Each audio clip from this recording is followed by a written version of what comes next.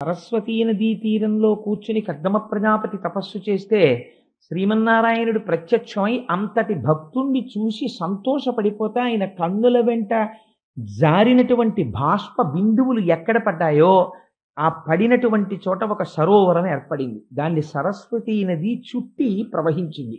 ఈ సరోవరాన్ని బిందు సరోవరము అని పిలిచారు. ఎందుకండి అంత ఆనందం?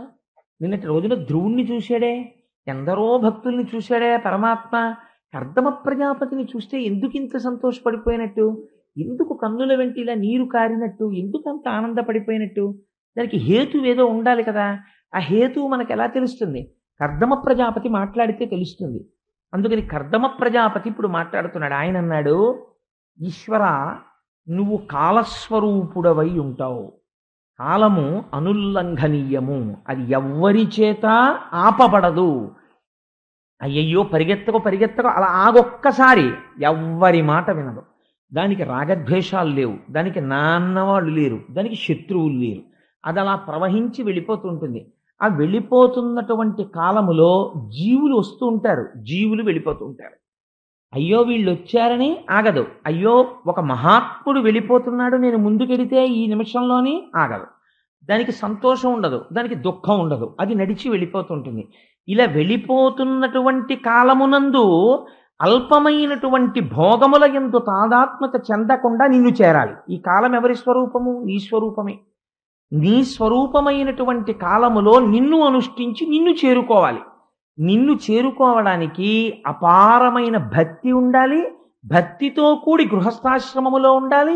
గృహస్థాశ్రమములో ఉండి భోగమును భవించాలి. ఆ భోగము వేదము అంగీకరించిన భోగమై ఉండాలి. ఆ భోగము అనుభవించి వైరాగ్యమును పొందాలి.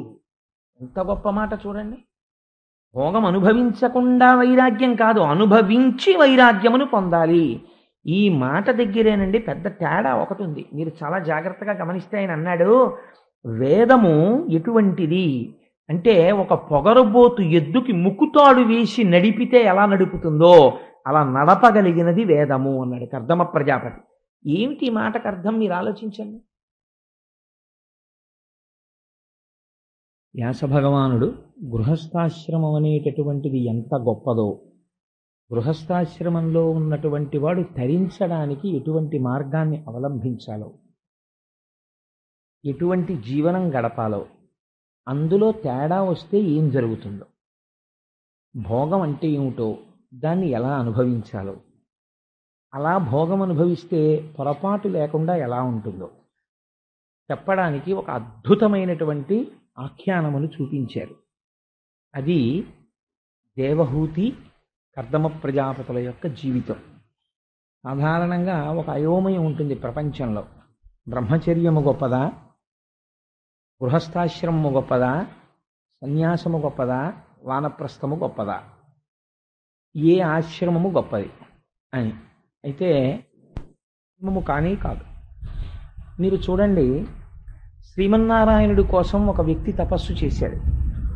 తపస్సు చేస్తే భగవానుడు ప్రత్యక్షం అయ్యాడు అనుకోండి. అది ఎన్నాళ్ళు తపస్సు చేశాడు? ఒక 2 సంవత్సరాలో 3 సంవత్సరాలో 5 సంవత్సరాలో కాదు, ఒక 10,000 సంవత్సరములు తపస్సు చేశాడు అని మీరు అనుకోండి. 10,000 సంవత్సరములు తపస్సు చేసిన తర్వాత శ్రీమన్నారాయణుడు ఎదురుగుండా ప్రత్యక్షం అయ్యాడు అనుకోండి. ప్రత్యక్షం అయిన తర్వాత నీకేం కావాలయ్యా అని అడిగాడు అనుకోండి. నాకు మంచి పెళ్ళం కావాలి స్వామి అని అడిగాడు అనుకోండి. నేను ఇలా మీకు పురాణం చెప్పాను అనుకోండి. మీరు ఏమంటారు? వెంటనే చాలామంది నవ్వారు. అప్పుడే మీరేమంటారు? అదేమిటండి, శ్రీమన్నారాయణుడు కనపడితే మంచి పెళ్ళం కావాలని కోరుకోవడం ఏమిటండి, దానికి 10,000 సంవత్సరాలు తపస్సు ఎందుకు? 10 పెళ్లి చూపులు చూస్తే సరిపోయాయి, ఎక్కడో ఒక్కడ దొరుకుతుంది కదా ఆ పెళ్ళం. దానికి శ్రీమన్నారాయణుడి కోసం తపస్సు చేయడం ఎందుకండి అని మీరు అనుకుంటారు. కానీ గృహస్థాశ్రమ ప్రవేశం అనేటటువంటిది ఎక్కడ ప్రారంభం చెప్పండి? వివాహం దగ్గరే ప్రారంభం.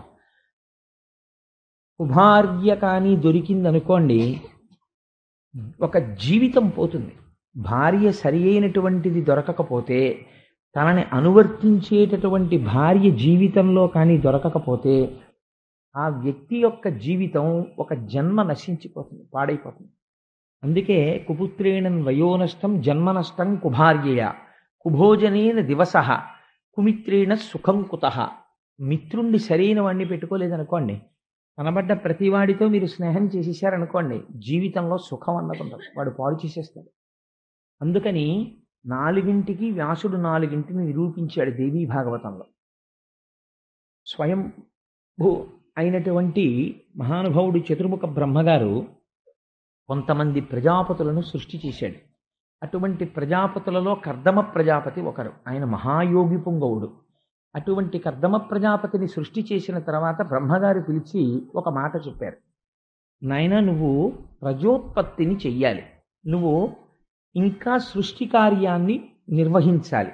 ఒక నీకు అనురూపయై నీతో పాటు శీలము సరిపోయేటటువంటి ఒక భార్యని స్వీకరించి సంతానమును కను. ఇది నా కోరిక. ఇది బాహ్యమునందు కర్దమ ప్రజాపతి యొక్క జీవితం. మీరు ఒకసారి దీన్ని అన్వయం చేసుకోండి. ఈ మాట మన తల్లిదండ్రులు కూడా అంటారు. మన తల్లిదండ్రులు వివాహం చేసుకున్నది దేని కొరకు? గృహస్థాశ్రమంలో ప్రవేశించిన తరువాత బిడ్డల్ని కనడం కొరకు. బిడ్డల్ని కన్న తర్వాత వాళ్ళు ఏం కోరుకుంటారు? అమ్మయ్య, నేను బిడ్డల్ని కనేశాను, ఇంకా వీడు గాలికి ధూళికిపోతే గొడవ వదిలిపోయిందని అనుకోడు. ఒక కర్తవ్యం ఉంటుంది. ఏమిటా కర్తవ్యం అంటే, మళ్ళీ తన కొడుకుని కూడా ఒక యోగ్యమైనటువంటి స్త్రీని చూసి కోడలుగా తెచ్చుకుని ఆ కొడుక్కి ఒక పిల్లనిచ్చి వివాహం చేస్తాడు. ఆయన్ని కూడా గృహస్థాశ్రమంలో ప్రవేశపెడతాడు. ఆయన్ని ఎందుకు గృహస్థాశ్రమంలో ప్రవేశపెడతారు అంటే, తను ఎలా బిడ్డల్ని కన్నాడో అలా తన కుమారుడు కూడా బిడ్డల్ని కనాలి. మనకి ఎందుచేత అంటే, జన్మచేత 3 రుణములు ఉంటాయి. నేనేం ప్రోనోటు రాయలేదండి, నేనేమి ఇప్పుడు అప్పు తేలేదు, నాకెక్కడ ఉంటుందండి అప్పు అని అడగడానికి వీలు లేదు. అందులో ప్రధానమైనటువంటి రుణం ఏమిటంటే పితృ రుణం. ఆ పితృ రుణం అంటే, తండ్రి గారు నన్ను కన్నారు, నేను పుట్టగానే నా తండ్రి గారికి రుణపడతాను. ఆ రుణం ఎలా తీరుతుంది అంటే, నేను కూడా కొంతమంది బిడ్డల్ని కనాలి. ఆ బిడ్డల్ని కంటే నేను నా రుణం నుంచి విముక్తుడనవుతాను. అంచేత మనుష్యుడికి అది ప్రధానమైనటువంటి ధర్మములలో ఒకటి. అందుకని గృహస్థాశ్రమ స్వీకారం చేస్తాడు. కర్దమ ప్రజాపతితో చతుర్ముఖ బ్రహ్మగారు ఈ మాట చెప్పారు. నువ్వు కూడా వివాహం చేసుకుని సంతానోత్పత్తిని చేయవలెను అని చెప్పారు. చెబితే ఆయన ఏం చేశాడంటే, ఆయన మహాయోగి పుంగవుడు, గొప్ప జ్ఞాని, గొప్ప తపశ్శక్తి సంపన్నుడు ప్రజాపతి. తండ్రి మాట పాటించాలి అని అనుకున్నాడు. ఇప్పుడు ఆయన ఏం చేశాడు? శ్రీమన్నారాయణుడి గురించి సరస్వతీ నదీ తీరంలో కూర్చొని 10,000 సంవత్సరములు తపస్సు చేశాడు. 10,000 సంవత్సరములు తపస్సు చేస్తే స్వామి ఎదురుగుండా ప్రత్యక్షమయ్యారు. ఇప్పుడు మీరు కొంచెం జాగ్రత్తగా గమనించాలి. ఈ కథలో అసలు మొట్టమొదటి మలుపే ఆశ్చర్యంగా ఉంటుంది.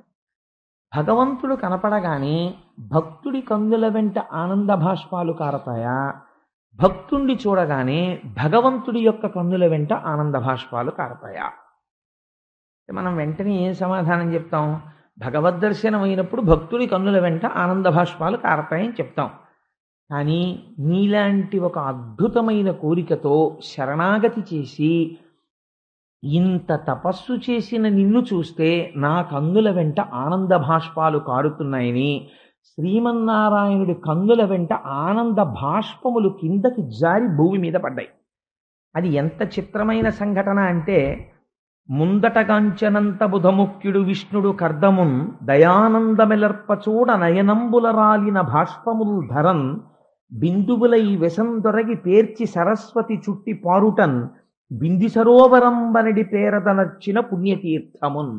పోతనగారు అన్నారు, సరస్వతీ నదీ తీరంలో కూర్చుని కర్దమ ప్రజాపతి తపస్సు చేస్తే శ్రీమన్నారాయణుడు ప్రత్యక్షమై అంతటి భక్తుణ్ణి చూసి సంతోషపడిపోతే ఆయన కన్నుల వెంట జారినటువంటి బాష్ప బిందువులు ఎక్కడ పడ్డాయో ఆ పడినటువంటి చోట ఒక సరోవరం ఏర్పడింది. దాన్ని సరస్వతీ నది చుట్టి ప్రవహించింది.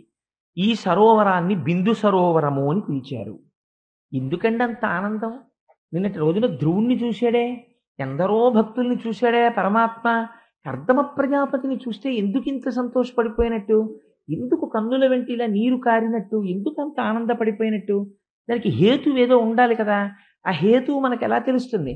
కర్దమ ప్రజాపతి మాట్లాడితే తెలుస్తుంది. అందుకని కర్దమ ప్రజాపతి ఇప్పుడు మాట్లాడుతున్నాడు. ఆయన అన్నాడు, ఈశ్వర, నువ్వు కాలస్వరూపుడవై ఉంటావు. కాలము అనుల్లంఘనీయము, అది ఎవ్వరి చేత ఆపబడదు.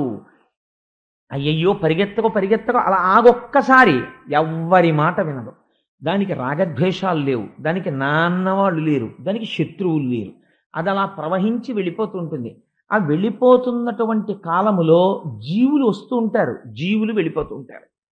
అయ్యో వీళ్ళు వచ్చారని ఆగదు, అయ్యో ఒక మహాత్ముడు వెళ్ళిపోతున్నాడు నేను ముందుకెడితే ఈ నిమిషంలోని ఆగదు. దానికి సంతోషం ఉండదు, దానికి దుఃఖం ఉండదు, అది నడిచి వెళ్ళిపోతుంటుంది. ఇలా వెళ్ళిపోతున్నటువంటి కాలమునందు అల్పమైనటువంటి భోగముల యందు తాదాత్మ్యత చెందకుండా నిన్ను చేరాలి. ఈ కాలం ఎవరి స్వరూపము? నీ స్వరూపమే. నీ స్వరూపమైనటువంటి కాలములో నిన్ను అనుష్ఠించి నిన్ను చేరుకోవాలి. నిన్ను చేరుకోవడానికి అపారమైన భక్తి ఉండాలి. భక్తితో కూడి గృహస్థాశ్రమములో ఉండాలి. గృహస్థాశ్రమములో ఉండి భోగం అనుభవించాలి. ఆ భోగము వేదము అంగీకరించిన భోగమై ఉండాలి. ఆ భోగము అనుభవించి వైరాగ్యమును పొందాలి. ఎంత గొప్ప మాట చూడండి. భోగం అనుభవించకుండా వైరాగ్యం కాదు, అనుభవించి వైరాగ్యమును పొందాలి. ఈ మాట దగ్గరేనండి పెద్ద తేడా ఒకటి ఉంది. మీరు చాలా జాగ్రత్తగా గమనిస్తే ఆయన అన్నాడు, వేదము ఎటువంటిది అంటే ఒక పొగరుబోతు ఎద్దుకి ముక్కుతాడు వేసి నడిపితే ఎలా నడుపుతుందో అలా నడపగలిగినది వేదము అన్నాడు కర్దమ ప్రజాపతి. ఏమిటి ఈ మాటకు అర్థం మీరు ఆలోచించండి. అంటే మనం చేసేటటువంటి ఒకే ఒక పెద్ద తేడా ఒకటి ఉంది. ఒక విపరీతంగా వాహనములు తిరిగేటటువంటి ఒక రహదారి మీద అయ్యో వీడు దీని మీద నడిస్తే ప్రమాదం వచ్చేస్తుందని పెద్దలు ఏం చేస్తారంటే ఆ రోడ్డుకి కొంచెం ఎత్తుగా ఒక గట్టు కట్టి దీని మీద పాదములతో నడిచేటటువంటి వాడు, వాహనం మీద వెళ్ళని వాడు దీని మీద నడవండి అని ఒక నిర్దేశం చేశారు, ఒక ఫుట్పాత్ అని. మీరు ఫుట్పాత్ ఎక్కకుండా రోడ్డు మీద నడుస్తున్నారనుకోండి, ప్రమాదం జరిగి తీరుతుంది. కాబట్టి రోడ్డు మీద ఉండాలి, మీరు వెళ్ళాలి, కానీ ఫుట్పాత్ మీదే నడవాలి. అలా మీరు సంసారములో ఉండాలి, సంసారమునందు ప్రవేశించి తీరాలి గృహస్థాశ్రమంలోకి. వేదము ఏ భోగం అంగీకరించిందో భోగమును అనుభవించాలి.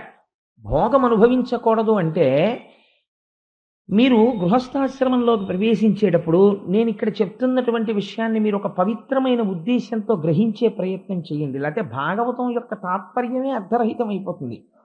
మనం వివాహం చేసుకునేటప్పుడు ఒక స్త్రీని చేపడుతున్నాను, నేను ఒక స్త్రీని చేపట్టాను, ఒక స్త్రీ అయితే ఒక పురుషుణ్ణి చేపడుతుంది.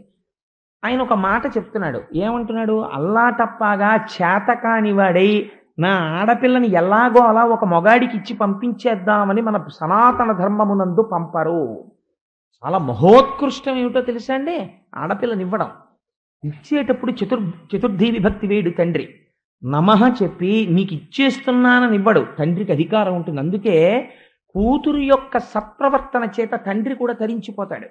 లేకపోతే సీతమ్మ తల్లి యొక్క సౌశీల్యము చేత జనక మహారాజు గారి భార్య ఎలా తరిస్తారు? దానం ఇచ్చేస్తే దశరథ మహారాజు గారును ఆయన భార్యలు తరించాలి. మరి జనక మహారాజు గారు భార్య ఎలా తరించారు అంటే మగపిల్లవాడు సత్ప్రవర్తన కలిగినటువంటి వాడై గయాక్షేత్రానికి వెళ్ళి తద్దినం పెడితే ఈయన తరిస్తాడు. ఆడపిల్ల ఆయన ఒక్క వేపే తరింపచేస్తాడు. కొడుకుకున్న లక్షణం ఏమిటంటే తన తండ్రిని మాత్రమే తరింపచేస్తాడు, తన మామగారిని పురుషుడు తరింప చేయలేడు. నేను చేసిన ధర్మం, నేను చేసిన పుణ్యం ఏమైనా ఉంటే నా తండ్రి గారిని తరింప చేయొచ్చు, నా తాతగారిని తరింప చేయొచ్చు, నా మామగారి తండ్రి గారినో ఎవరినో తరింప చెయ్యదు. అదొక పెద్ద లిమిటేషన్ ధర్మంలో. కానీ ఒక ఆడపిల్లకున్న గొప్పతనం ఏమిటో తెలుసా అండి? ఉభయ వంశాల్ని తరింపచేస్తుంది. ఇది మగవాడు చెయ్యలేడు. ఆడపిల్ల ఇక్కడ పుడుతుంది, కన్యాదానం చేసి పంపిస్తాం, పంపించిన తర్వాత వేరొక ఇంటికి కోడలవుతుంది, వేరొక ఇంటికి కోడలై నా కుమార్తె యొక్క సౌశీల్యము చేత దాని నడువడి చేత అటు అత్తవారి వంశాన్ని ఉద్ధరిస్తుంది, ఇటు నన్ను ఉద్ధరిస్తుంది. ఇద్దరిని ఉద్ధరించగలిగినది ఆడపిల్ల మాత్రమే, మగపిల్లవాడు అలా ఉద్ధరించలేడు. అటువంటి ఆడపిల్లని చేతావాత కాకుండా దొరికాడు కదా అని ఇవ్వరు. మామగారు ఇచ్చేటప్పుడు కన్యాదాత కొన్ని ప్రమాణములను అడుగుతాడు, వీటిని అతిక్రమించకుండా ఉండగలవా అడుగుతాడు. ధర్మేచ, నీవు ధర్మము చేసేటప్పుడు ఈవిడని ఉపకరణముగా తీసుకోగలవా? దేనికి ఇస్తున్నానో తెలుసా? మీ ఇద్దరూ కలిసి ధర్మపథమునందు చెరించి నీ చేతి, నువ్వు నా కుమార్తె యొక్క చేతిని పట్టుకుంటావు, పాణిగ్రహణం అంటారు. అందుకే అరచేతిని అరచేతితో వేళ్ళు కూడా బాగా తగిలేటట్టు రాసి పట్టుకుంటే కొడుకులు కూతుళ్ళు పుడతారు. ఒక్క వేళ్ళు మాత్రమే తగిలితే ఆడ సంతానం పుడుతుంది. అరచెయ్యి ఒక్కటే తగిలి మంత్రం చెప్తున్నప్పుడు వేళ్ళు తగలకపోతే కొడుకులు మాత్రమే పుడతారు. పాణిగ్రహణ మంత్రానికి అంత రహస్యం ఉంది. నేను అరచేతిని అరచేతితో వేళ్ళకి బాగా తగిలేటట్టు రాసి పట్టుకోవాలి మొహమాటం లేకుండా పాణిగ్రహణం చేసేటప్పుడు. అయితే ఇవన్నీ ఉన్నాయా అండి అంటే మీరు ఎప్పుడైనా వివాహ విధి వింటే ఆశ్చర్యపోతారు. ఎప్పుడైనా మా బావగారు అచ్చయ్య శాస్త్రి గారు అమ్మాయి వివాహం జరిగినప్పుడు వాళ్ళ అమ్మాయి వివాహానికి వివాహ విధి గురించి ఉపన్యాసం చెప్తానని మాట ఇచ్చాను మా బావగారికి. సరే, అందుచేత ఎందుకు ఈ మాట చెప్పానంటే మనకి ప్రతి దాంట్లో ఒక ధర్మం ఉంటుంది, ఒక పవిత్రత ఉంటుంది మనం చేసే పనిలో. తప్ప ఏదో వేలంబరం కింద చెయ్యరు. ధర్మేచ, నీకు ఈవిడ ధర్మపత్ని. అర్ధేచ, అర్ధమునందు ఈవిడ్ని నువ్వు దాటకుండా ఉండాలి. ఏమిటి అర్థం అంటే? అర్థం అంటే డబ్బులు కావండి. అర్థం అంటే ఏమిటో తెలుసా? హృదయ క్షేత్రము నుండి పురుషుడి యొక్క తేజస్సు కదులుతుంది. హృదయ క్షేత్రము నుండి కదిలినటువంటి తేజస్సుని ఎక్కడా నిక్షేపించడానికి వీల్లేదు. కేవలము తన ధర్మపత్ని యందు మాత్రమే నిక్షేపించాలి. అది ఏ ధర్మబద్ధమైన కామము. దాని వలన కలిగే అర్థం ఏది?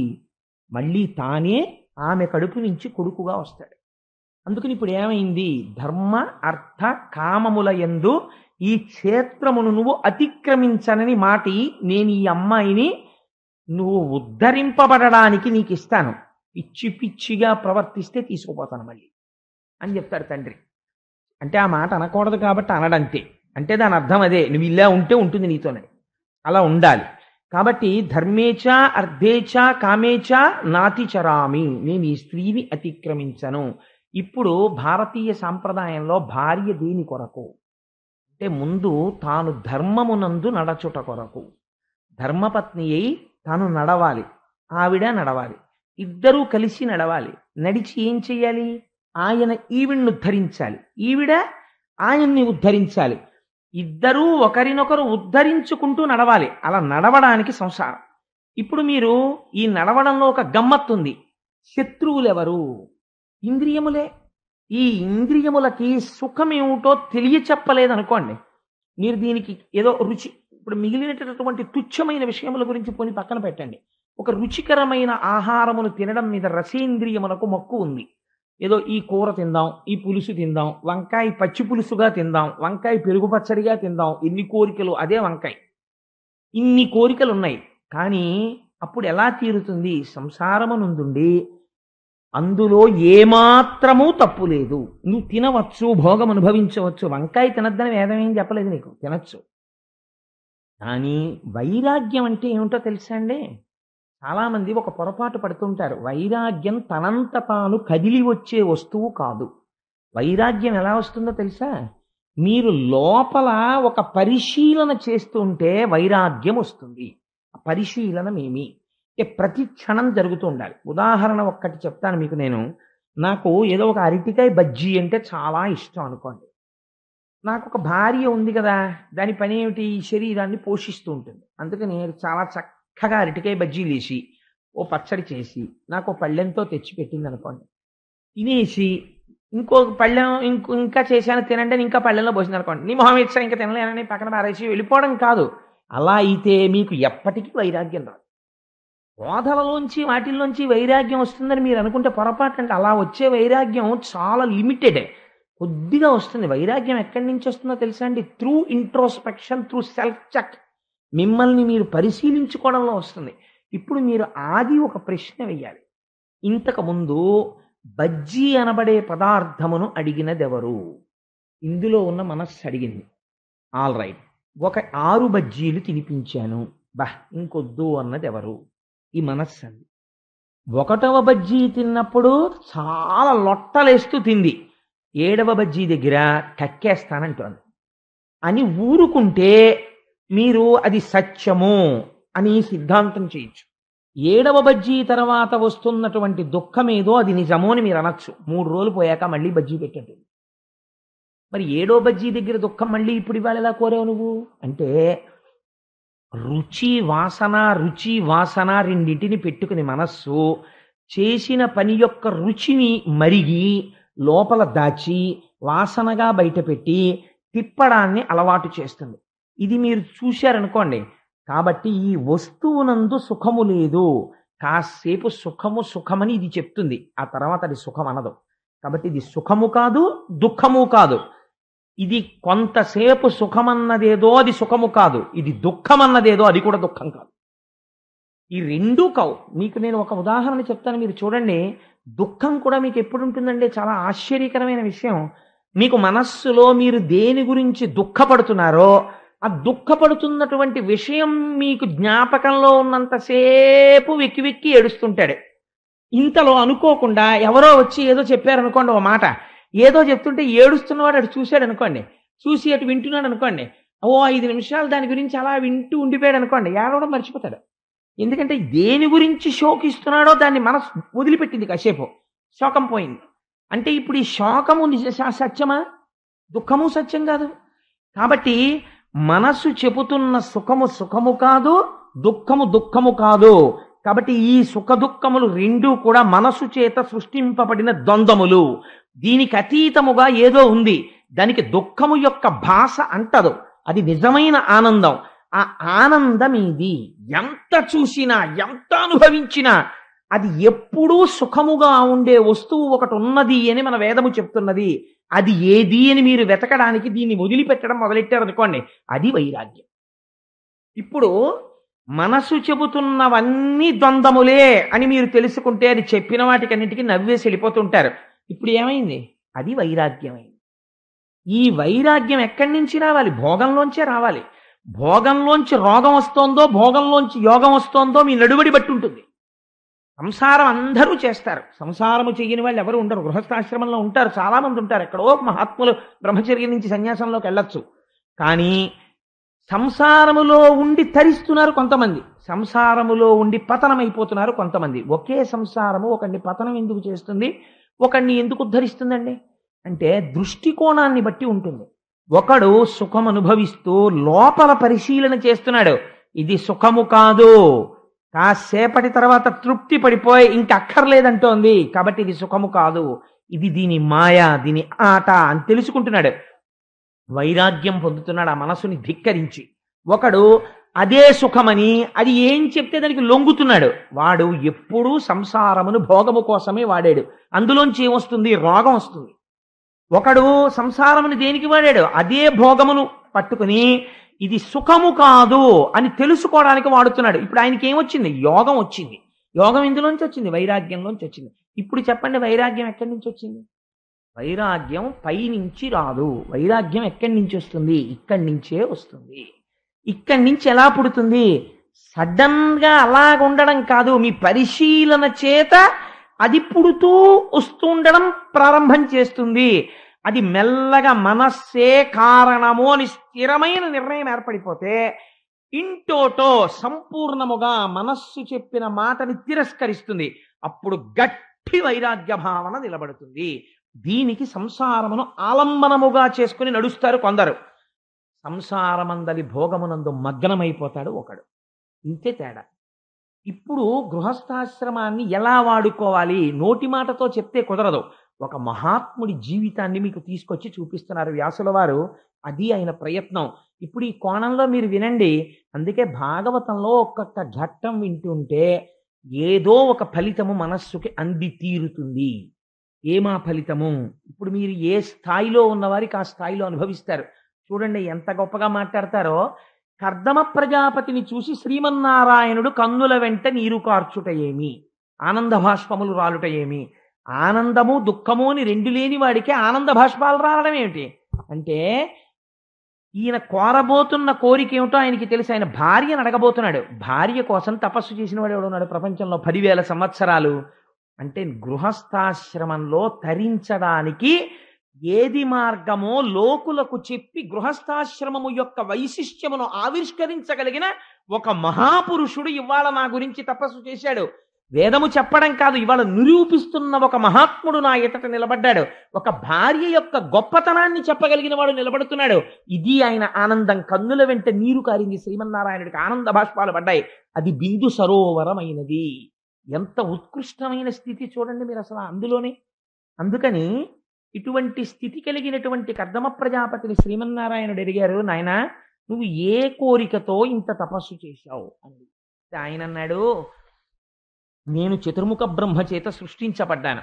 చతుర్ముఖ బ్రహ్మ నాకు ఒక కర్తవ్యోపదేశం చేశారు. నువ్వు ప్రజోత్పత్తిని చెయ్యి, నువ్వు సంతానమును కను అని చెప్పారు. నన్ను కన్న తండ్రి ఆయన మాట పాటించడం నా ప్రథమ కర్తవ్యం. అందుచేత ఇప్పుడు నేను ఆయన మాట పాటించాలి. మాట పాటించాలంటే, ప్రజోత్పత్తిని చెయ్యాలంటే నాకు సౌశీల్య అయిన భార్య కావాలి అన్నాడు. చూడండి ఎంత గొప్ప మాట అన్నాడో చూడండి. ఎందుచేతంటే చిత్రంగా ఉంటుంది. రామకృష్ణ పరమహంస వివాహం చేసుకుని కూడా శారదాదేవిని ఎప్పుడూ తీసుకెళ్ళకపోతే శారదాదేవి దగ్గరికి వచ్చి కొంతమంది చెప్తూ ఉండేవారు, నీ భర్త పిచ్చివాడు అయిపోయాడు, తిరుగుతున్నాడని. పాపం ఆవిడికి భర్త గారిని చూసుకోవాలని కోరిక పుట్టింది. ఒకసారి కలకత్తా వెడతానంటే తండ్రి గారు అర్థం చేసుకుని తీసుకెళ్తే సరే మధ్యలో అనేక ఘట్టాలు జరిగాయి అనుకోండి. రామకృష్ణ పరమహంస దగ్గరికి చేరుకున్న తర్వాత మొట్టమొదటి రాత్రి రామకృష్ణ పరమహంస శారదాదేవిని పిలిచి అన్నారు, చూడు నేను నిన్ను వివాహం చేసుకున్నాను, పరమ యథార్థం, నువ్వు నాకు భార్యవి, నేను నీకు భర్తని. భార్యాభర్తల సంబంధము చేత కేవల భోగములను అనుభవించి డుల్లయైన సంసారమునందు ప్రవేశించి నీవు పతనమై నేను పతనమై ఉండిపోదామంటే నాకు అభ్యంతరము లేదు, తాళి కట్టాను కాబట్టి. లేదు, నీవు నాకు భార్యవై నేను నీకు భర్తనై సంసారమనగా కేవలము బిడ్డలని కనడము కాదు, కామోపభోగము కాదు, ఈశ్వర పాదములు పట్టి తరించడంలో నువ్వు నాకు నేను నీకు ఆలంబనంగా నిలబడదామంటే మాట ఇయ్యగలవా అని అడిగారు. అంటే శారదామాత అంది, ఇలాంటి సంసారాలు ఎన్ని జన్మలు చేశానో తరించిపోవడానికే మన ఇద్దరం దంపతులుగా మిగిలిపోదాం. అంతే, ఇద్దరు తరించిపోయారు. ఇప్పుడు భార్య సౌశీల్య కాలేదనుకోండి. అందుకే కోడల్ని తేవడానికి, భార్యని తేవడానికి కొడుక్కి అధికారం ఎవరిది అంటే, ఆ అధికారం ఎవరిదో తెలుసా అండి? కేవలము తండ్రిదే. ఇందుచేత తన తేజస్సు బయట నడుస్తోంది కొడుకుగా. ఆయనకి ఎటువంటి భార్య అయితే ఆయన తరించగలడో, తండ్రి గుర్తుపట్టగలడో, అందుకని తండ్రి వెతికి తీసుకురావాలి కోడల్ని. కాబట్టి ఇప్పుడు ఎవరు ఆయనకి తండ్రి? శ్రీమన్నారాయణుడే తండ్రి. బ్రహ్మకి శ్రీమన్నారాయణుడికి అభేదం మీరు వింటున్నారు కదా రోజు. అందుకని ఇప్పుడు తండ్రి నిర్ణయించాలి. ఇది ఎంత లౌకికమైనటువంటి ధర్మాన్ని ఆవిష్కరిస్తున్నాడో చూడండి. తను వెతుక్కోలేక చేతకాని వాడై కాదు, తను తరించడానికి గృహస్థాశ్రమంలో తన తండ్రి చెప్పాలి తనకి అనుకూలవతి అయిన ఇల్లాలెవరో. ఇటువంటి వాడిని చూసి ఆనంద భాష్పాలు రాల్చాడు. నాన్నగారు మీరు చెప్పిన పుస్తకాలు చదువుకున్నాను, మీరు చెప్పిన కోర్సు చదివాను, మీరు చెప్పిన ఉద్యోగం చేశాను, నా మనస్సు నాది, మీరు చెప్పిన పిల్లలు నేనెందుకు చేసుకుంటానన్నవాడు కొడుకు కాడు. అలా కొడుకు యొక్క సౌశీల్యాన్ని చూడగలిగిన వాడై ఉండాలి తండ్రి. ఈ అమ్మాయి అయితే నీకు కట్నం ఎక్కువ తీసుకొస్తుందిరా అన్నవాడు కాడు తండ్రి. ఇటువంటి పిల్లని చేసుకుంటే మన వంశం తరిస్తుందిరా అని చెప్పినవాడు తండ్రి. అందుచేత మహానుభావుడు రామాయణంలో అంటారు, ప్రియాతు సీత రామస్య దారాహ పితృకృత ఇతి. రామచంద్రమూర్తికి సీతమ్మ చాలా ఇష్టము. ఎందుచేత? మొదటి కారణమేది? దశరథ మహారాజు గారు తనకి భార్యగా నిర్ణయించారు. మా నాన్నగారికి తెలుసు నేను ఎవరికి భార్యగా ఉండాలో, ఎవరు నాకు భార్యగా ఉండాలో. సీతమ్మని నిర్ణయించారు. అందుకని గౌరవము, తండ్రి యొక్క తీర్పు మీద గౌరవం. అలా ఇప్పుడు ఆయన ఎవరిని అడగాలి? తండ్రిని. నేను గృహస్థాశ్రమంలోకి వెళ్ళమని చతుర్ముఖ బ్రహ్మగారు చెప్పారు, కానీ పిల్లని చెప్పలేదు. ఏ పిల్ల నాకు సౌశీల్యవతియో, ఏ పిల్లని నేను చేసుకుంటే తరించగలనో, కేవలము ధర్మేచా అర్థేచా కామేచా నాతి చరామి అని బూట్లు వేసుకుని, టై కట్టుకుని, కోట్ వేసుకుని, పెళ్ళవక ముందే రిసెప్షన్లో పక్క పక్కన కుర్చీల్లో కూర్చుని వచ్చిన పెద్దలకి బూట్లు ఇప్పకుండా నమస్కారాలు పెట్టిన పెళ్ళిళ్ళు కావు. ఇలా ఆలోచించిన పెళ్ళిళ్ళు. అందుకని ఆయన అన్నాడు, ఎవరిని నేను వివాహం చేసుకోవాలో నిన్ను అడుగుతున్నానయ్యా తండ్రి, నువ్వు నవ్వకు. ఏమిటయ్యా, కల్పవృక్షం లాంటి నేను ప్రత్యక్షమైతే మోక్షం అడగకుండా, వేరొకటి అడగకుండా భార్య కావాలని అడుగుతావేమిటంటావేమో తండ్రి. కాలమునందో భోగమే మనిషిని పాడు చేస్తుంది. ఆ భోగము పాడు చెయ్యకుండా నాతో కలిసి నడవగలిగినటువంటి సౌశీల్యవతి నాకు కావాలి. సంసార సంబంధమైనటువంటి భోగమును అనుభవించాలి, కానీ ఇద్దరం తరించగలగాలి. అది కదా ధర్మపత్ని అంటే. ఇద్దరము తరించడానికి అనుకూలమైన మనః పరిణతి కలిగినటువంటి సౌశీల్యవతి అయినటువంటి ఒక ఇల్లాలిని నాకు నువ్వు కుదుర్చు అని అబ్బో అద్భుతమైన స్తోత్రం చేశాడు. చేస్తే ఆయన అన్నారు, నేను కూడా నువ్వు ఈ కోరిక అడుగుతావని తెలుసు. ఆయనకి తెలియదండి, సమస్త చరాచర ప్రపంచమునందు నిండి నిబిడీకృతమైన వాడికి విష్ణువు అని పేరు. మొన్న స్వామి చెప్పారు కదా, వ్యాపకత్వము కలిగి ఇందులో అందులో అని మీరు చెప్పడానికి వీలు లేకుండా అంతటా నిండిపోయిన వాడెవరో, అంతర్బహిష్ట తత్సర్వం వ్యాప్య నారాయణ స్థిత, లోపల బయట నిండిపోయిన వాడిని నారాయణుడని పిలుస్తారు. అంతటా నిండిపోయిన వాణ్ణి ఒక రూపంతో కనపడమని అడిగితే అది తపస్సు. అలాంటి వాళ్ళని అనుగ్రహించడానికి ఆయన ఒక రూపంతో కనపడతాడు. ఒక రూపంతో కనపడ్డాడు, కనపడితే స్తోత్రం చేశాడు. నల్ల కలువలా ఉన్నటువంటి నీ స్వరూపానికి నమస్కారం, నీ చేతిలో ఉన్నటువంటి శంఖచక్ర గదా పద్మములకు నమస్కారం, నీ పాద పద్మములకు నమస్కారం. తండ్రి, నువ్వు వేదము చేత స్తుతింపబడిన వాడివి, మాంసనేత్రము చేత చూడబడని వాడివి, అంతటా నిండి నిబిడీకృతమైన వాడివి, ఈ లోకములను హేళగా సృష్టించిన వాడివి, వీటిని నిలిపిన వాడివి, తుదకు నీలోనికి తీసుకునేటటువంటి వాడివి. అటువంటి వాడివి నాయందు అనుగ్రహించి నేను చూడడానికి వీలుగా ఒక రూపముతో దర్శనమిచ్చావు, నేను కృతజ్ఞుడను అని నమస్కరించాడంతే భావన. స్తోత్రం అంటే అదే ఉంటుందంటే దాని తీర్పు.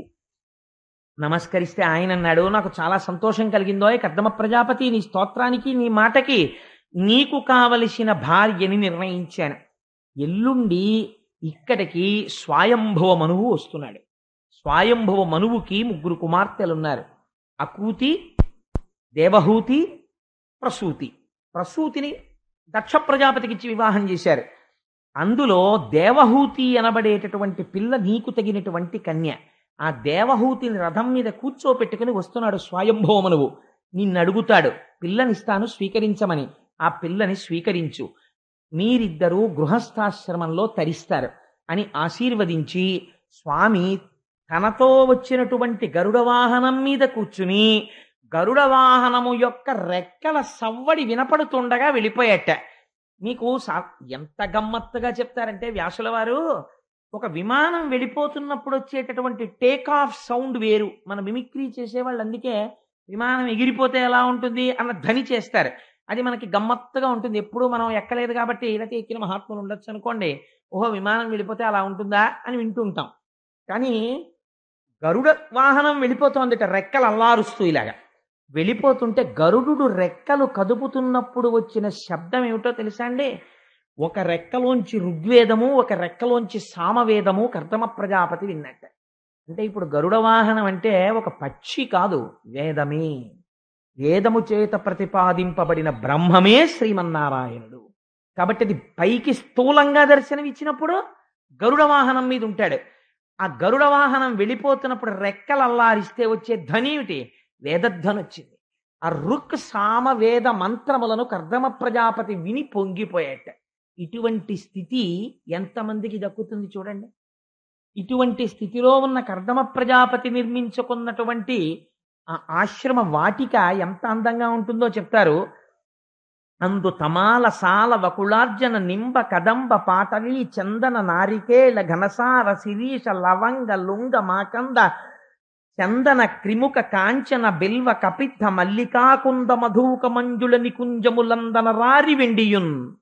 మల్లెలు, జాజులు, వెలగలు, పెద్ద పెద్ద మారేడు చెట్లు, పెద్ద పెద్ద మామిడి చెట్లు, పెద్ద పెద్ద వేప చెట్లు, ఇటువంటి వాటితో కూడినదై మనం అరుణాచలం వెళ్ళినప్పుడు ఎప్పుడైనా ఆ విరూపాక్ష గుహ దాటిపోయి స్కందాశ్రమం దగ్గరికి వెళితే అక్కడ ఒక పెద్ద చెట్టు ఉంటుంది.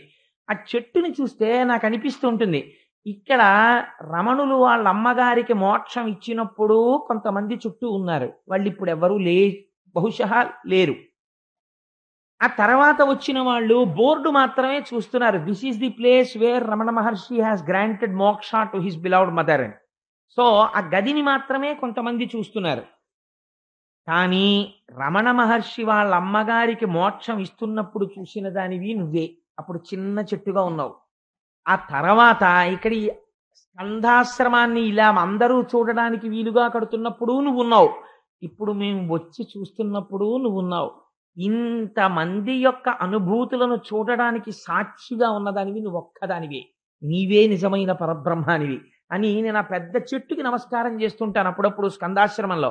అలాగా ఇన్ని రకాల చెట్లతో ఉంటే నిజంగా అది ఎంత పైకి వర్ణించడం కాదండి. మనం అంటే ఇవాళ చెట్టు అనేటటువంటి దాని అందం ఏమిటో మనకి ఏం తెలుసు అసలు. శబరిమలై వెడితే చూడాలి చెట్ల అందం అంటే ఏమిటో.